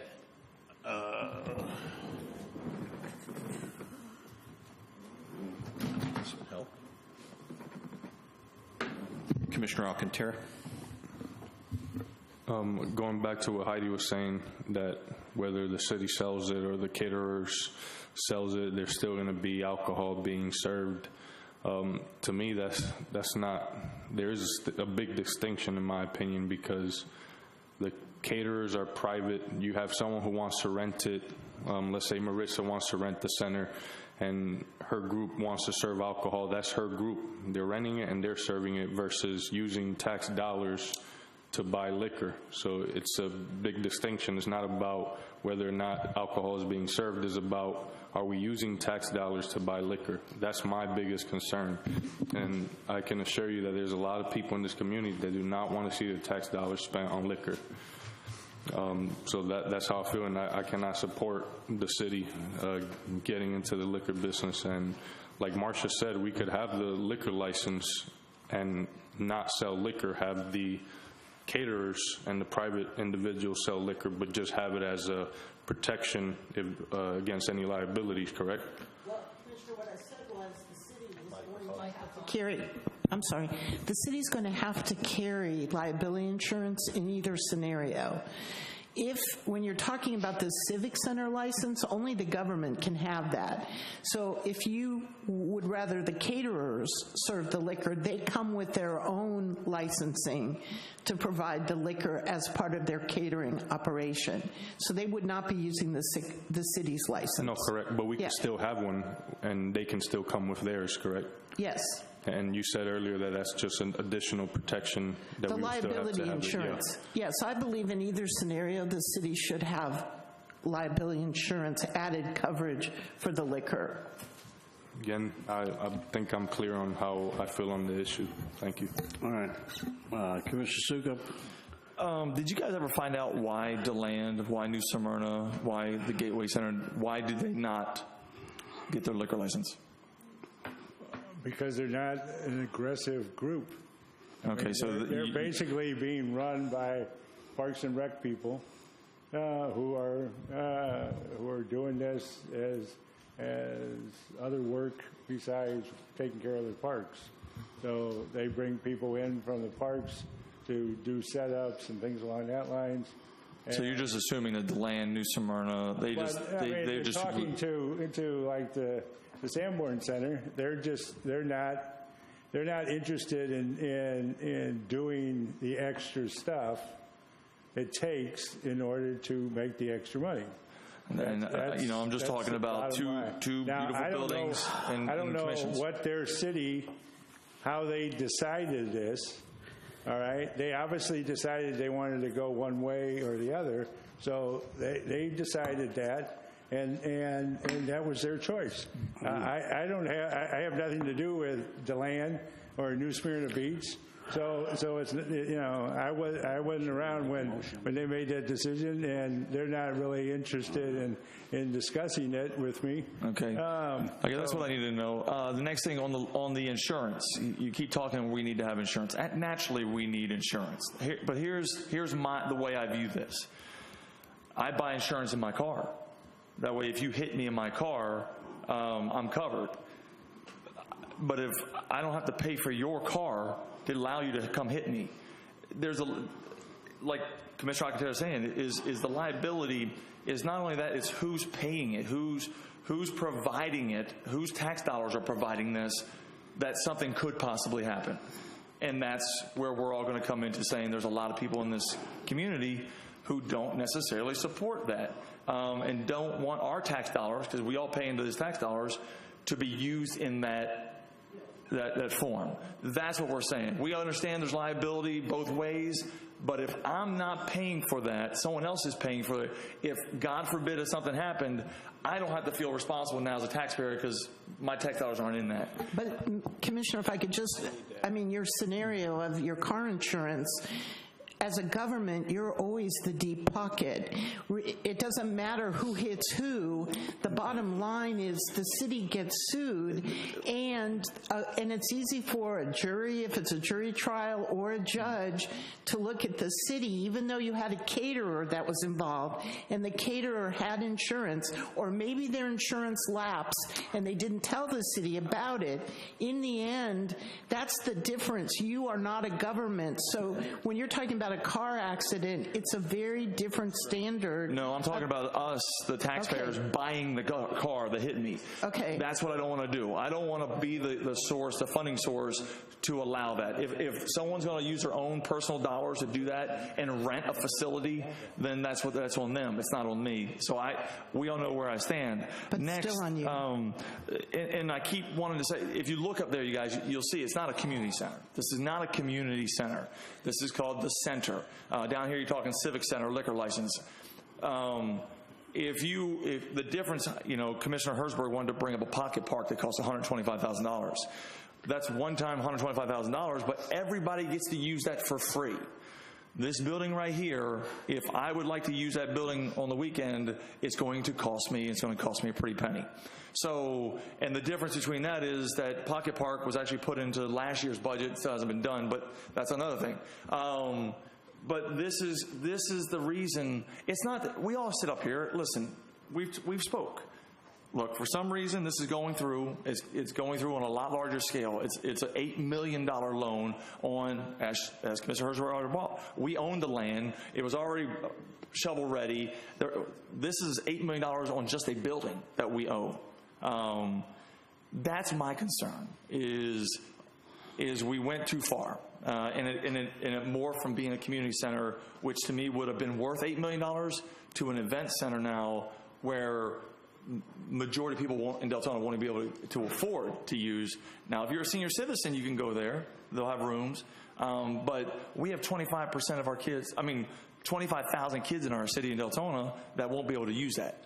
And actually, they'll be encouraged to go somewhere else, get away, because they're going to mess up the events going on. So that's my concern. So now, as we say, we got to move forward and try to make this somehow a success.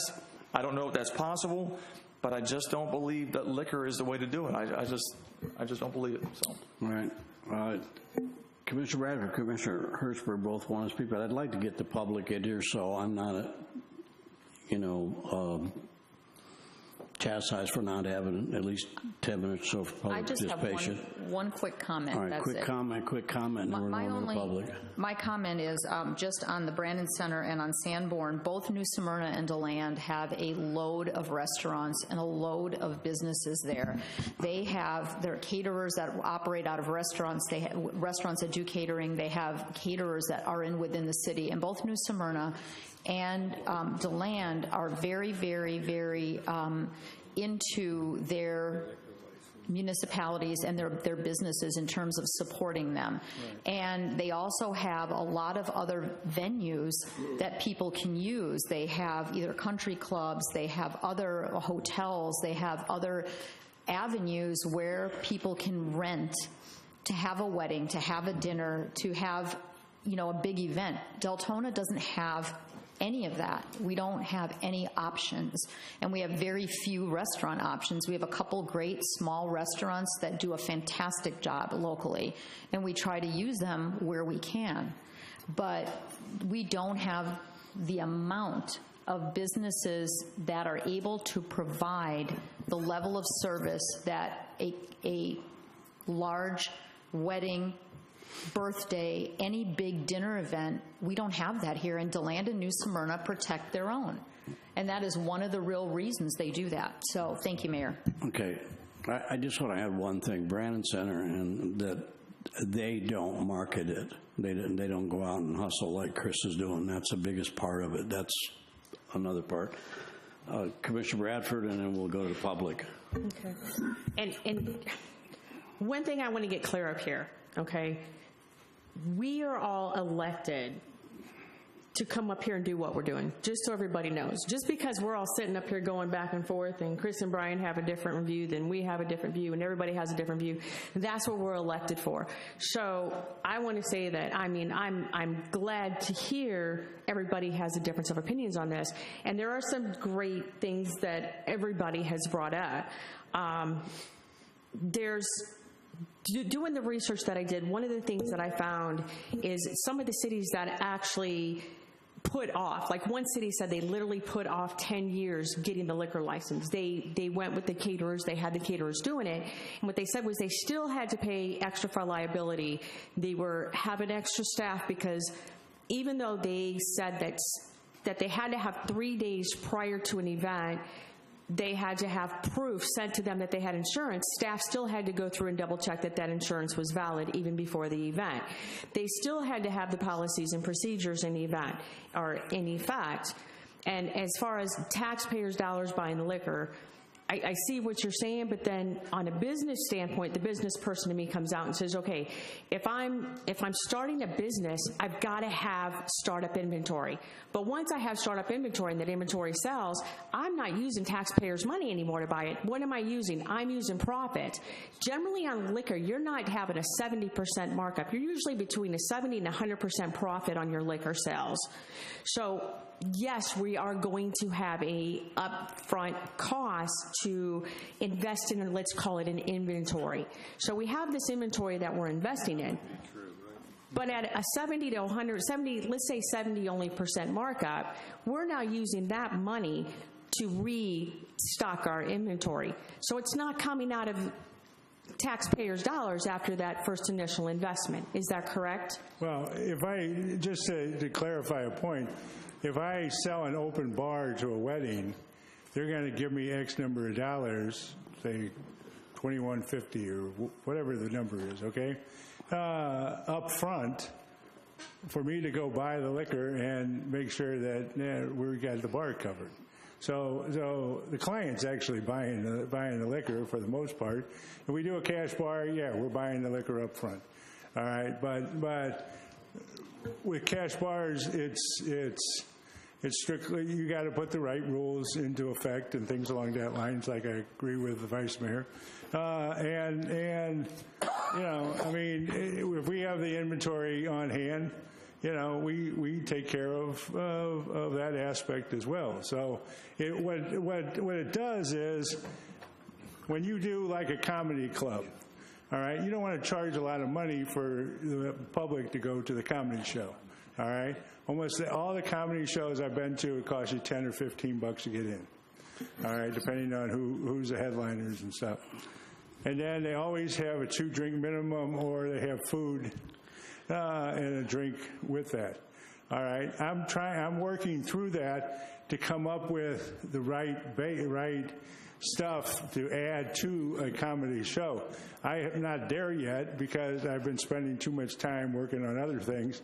But I've contacted the entertainment. I've got that lined up. But it's just a matter of getting the particulars to get that all situated. Yeah. Once I get that all situated, I'm more than happy to share that with you and let you know how we're doing. For that right now. I'm going to cut you both And I know we're trying to hurry. Okay. So you done? No. And my goal is to keep money in Deltona. And just like I said, running a business, I've been to many events. I choose to go to those events and not drink. Are there other people drinking? Yes, there are. It is my choice to not drink. And Chris, I also understand what you're saying by having the churches and community run it. I've been involved in a lot of non-for-profits. One of the biggest obstacles that we have as a not-for-profit with a couple of groups I'm involved in is volunteers, number one. You get a volunteer and they're gung-ho, and guess what? They're getting wore out and wore out and wore out because there's not enough of them. And unfortunately, it's not something that, we're able to gamble with having volunteers running a multi-million-dollar facility. This facility has got to make it. We have no choice. This is a business. We chose to do it. Now we have to do whatever we can to make this business a successful business. So. All right. Thank you. A hookah lounge? Yeah. No. All right. Mayor, Okay. if I may, I think, Mr. Klinger, did you have a comment that you wanted to make before, if you don't mind, Mayor, before the public speaks? Commissioner Bradford beat me to it. I just wanted to point out that the cost of liquor is not in the operating expense number. That's a direct inventory cost paid by the customer, so taxpayer dollars do not pay for the liquor. Okay. Well, let me clarify one other thing. I think your figures, based on conferring with the vice mayor, so nobody thinks we were talking, a bottle of liquor will make back more than 100% on what you pay for it. It's probably more 400, 500, 600% off a bottle of liquor. Okay, Chris, have a seat. Did anybody ask to speak or put in tags, or Yes. anybody want to? Okay. I have a Kevin Ferris.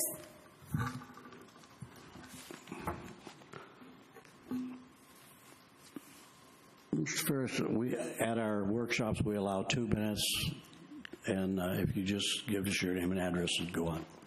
Kevin Ferris, Deltona. First of all, a comment on that, changing it down to 2 minutes from the normal 4 minutes from the regular commission meetings. You need to reconsider that. So in 2 minutes' time, what kind of damage can I do? All right, how'd you guys get here tonight? One big reason why. No feasibility study. If you guys had taken the time to do a feasibility study back before this project ever started, most of these questions tonight would have already been answered. Now, according to, what do we have here, this email that came through, the budget email, we had Mr. Klinger, great man, you're very smart, but he said that the center is not a business per se. Well, here we are tonight discussing alcohol and caterers and weddings. Sounds like a business to me. Should have had a feasibility study done. There's no doubt about it. This is a learning experience. Everyone's watching. Elections are coming up. You thought it was wise to do a feasibility study back in 2015 when you were first talking about this for the old community center. It's right in the minutes of the meeting. They talked about it. Figure out when that needed a new roof or new driveway. That was all part of those minutes. Do a feasibility study for that. That was what, tens or hundreds of thousands of dollars? But for a $9 million project, no feasibility study. Why? You wouldn't even have to be here tonight had you had that feasibility study. Commissioner Bradford wouldn't have had to do all that research that she did if there was a feasibility study. Learn from this mistake. We're all watching. Thank you. Thank you, sir.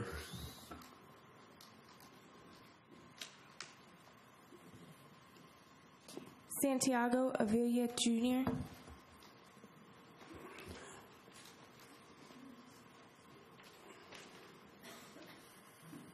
Santiago Avila Jr., Deltona, Florida. I was also going to bring up the whole feasibility study issue. The residents that I've spoken to, and I want to make this clear, I don't speak on behalf of anybody but myself, nobody wants a community center to fail. We need a community center. Unfortunately, what's being built is not a community center. That's number one. Number two, the issues that some of the residents are having, it's not whether we sell liquor or not. Yes, for some it is. Here's the thing. We spoke about this the last time. Has anybody even bothered to get the eco funds for it that is still available? This is the eco I'm sorry. funds. Echo. Eco funds. Okay, sorry. The eco funds. Has anybody bothered to get that? This is the problem that people are having, is the accountability. You guys do things, you start things, and you don't think it through. There's no thought process with the things that you guys are doing. And I think it goes back to it's not your checkbook. It's our checkbook. That's why it bothers us as people, as the residents of Deltona, because it's our money that you guys are just mishandling. The land was there, the slab was there, and yet the building still cost us $9 million. I mean, how many people in Deltona are going to be able to afford it? My niece is going to be 15 next year. My sister called, using a different name so it doesn't get related to me. She can't afford that, and she makes a little bit more than above average household income, which is only $42,000. How are the residents of Deltona going to afford anything in that place? That's what the residents are fighting for. We were promised a community center. If you guys would have said you guys are going to get an event center or a civic center, I think people would have backed off right away. But you promised a community center, something that nobody literally is going to be able to afford. And think about that, 18 events per week. Let's see how that goes. Thank you. Thank you. Anyone else? No, sir. Okay. All right. I want to take a moment before we close and just make a statement. Mayor, Steve, before we move on to that, how are we going to? Are we going to take a vote? Are we going to do by consensus? well, we don't vote at a workshop. I think it's what direction? How are we going to give pretty direction to evident. staff? Well, let's just. How many are for absolutely no liquor? Well, wait a minute. We've got to qualify this now.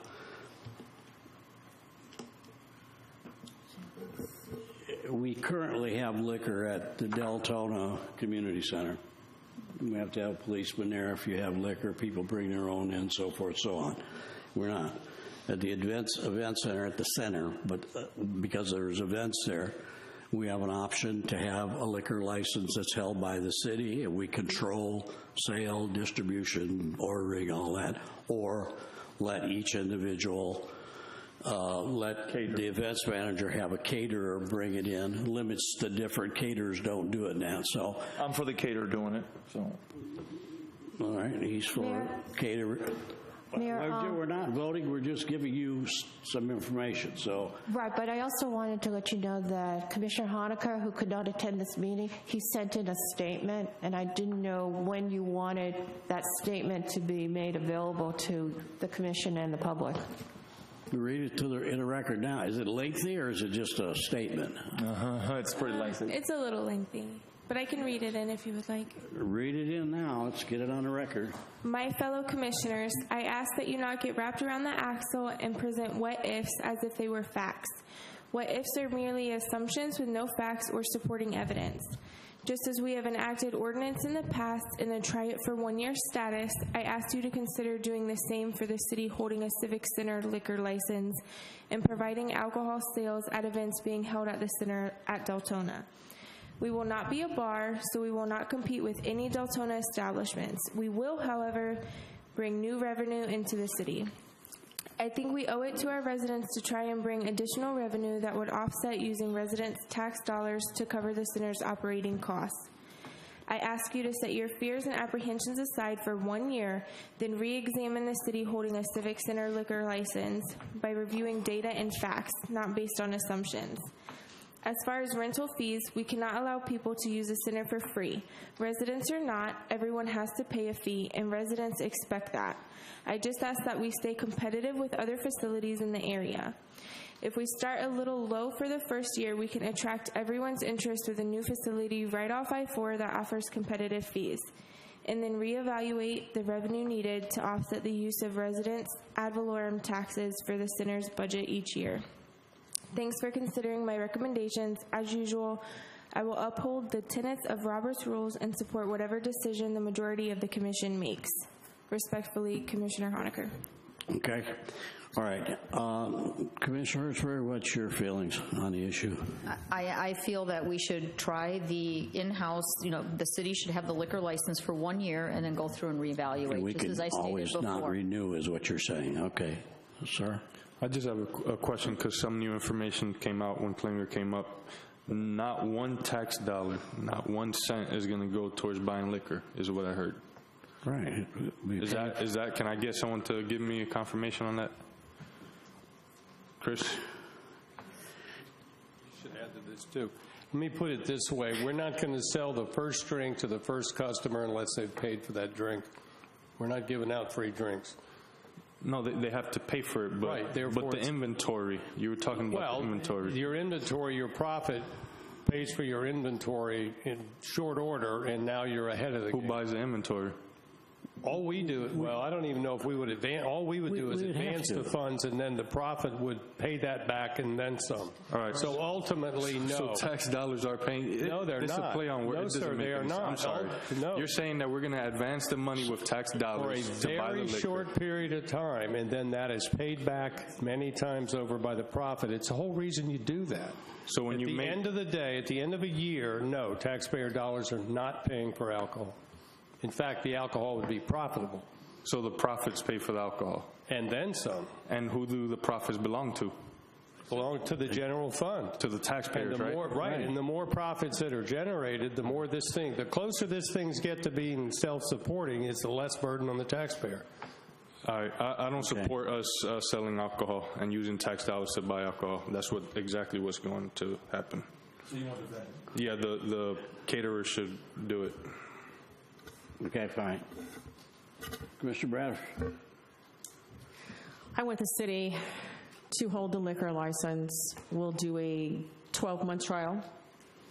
If we, actually, I would almost like to make sure that we're getting regular reports on where we stand with that. And then I don't want to say to 12 months, because if it seems as if, hey, we're not You just making don't as we renew it the anticipated, following year is what you're getting. So, but yeah, I'd Well, like that's, the you have city to to hold keep it. records of all that. Correct. Vice Mayor? I support the city holding the liquor license. I do too. Mayor, Okay. can I just make a clarification to my statement? 12 months, I don't want to be tied to 12 months from the minute No, the thing we comes have in, just a 1 year. When the license comes One fiscal due. year, because I don't want that, Correct. let's look at a realistic, A full year, yes. Yes. But the Just to next clarify. commission will make that call. I mean, I won't be here, some of us will be here, some of us won't. But the next commission will make the call whether they renew the license or not. It's that simple. It's nothing else to it. Now, the second topic, let me get through this and then I'll get right with you, okay? The second topic, it's not ours to discover. It's very simple. It's got to be the rules. The center clients to use any caterer to choose? No, they can't. It's got to be caterers that meet the requirements. I think that's a management decision. That's a management decision. We don't want to get into that stuff because there's people going to call themselves a caterer. I don't want to embarrass anybody, but we had a very big event here one time with a huge deal, and a caterer came, and it was the absolute worst nightmare I ever went to. And some of you may have been there a couple years ago. It was unbelievable. But can anybody apply for that? Anybody has a right to talk to Chris, Anybody can be and a if they caterer qualify and meet the requirements. Approval process. We're not going to get into discussion, Chris, but the way he's got it set right now is if you're a caterer, you're a licensed caterer. You cap it at 10, 15, or can you have a list of 200 caterers as long as they went through the approval process? As long as he wants to approve them, they can have 200 on there. They can come from anywhere. As long as they meet our requirements. They meet our requirements. If they meet our requirements, The only thing there's no I'm trying to avoid. That's what I'm saying, okay? Is, That's a is a no-brainer. mom and pop operation. Yeah, we're not doing that cooking in the house. They got to have a house and as they have brings the it right deal. over. All right, and they're Chris, drunk. you set the rules. That's a management decision. Well, I have a question on it because it was on the agenda. You're saying that they have to be approved ahead of time. So, for example, once you Yes. have your list, can that list, I can come in and say, hey, I'm a caterer, I meet all the requirements, add me to the list. Is that a Once he fluid approves it. list? I Okay. mean, if a client comes to me and says, I want to use a caterer down in Melbourne, Florida, all right, I will get their information. As long as they meet our requirements, then they're just fine to come in. okay? I'm not going to block any cater. All I'm trying to avoid. Okay, I just want it down record. That's all they needed. It's All a right, health we're at our And then concluding time. real quick to address the echo thing, the time to apply for echoes, from my understanding, is over, so we have to wait till next year. That's what I was told by someone who's on the board. Got to be put in before. All right, any other comments? All right, we're adjourned.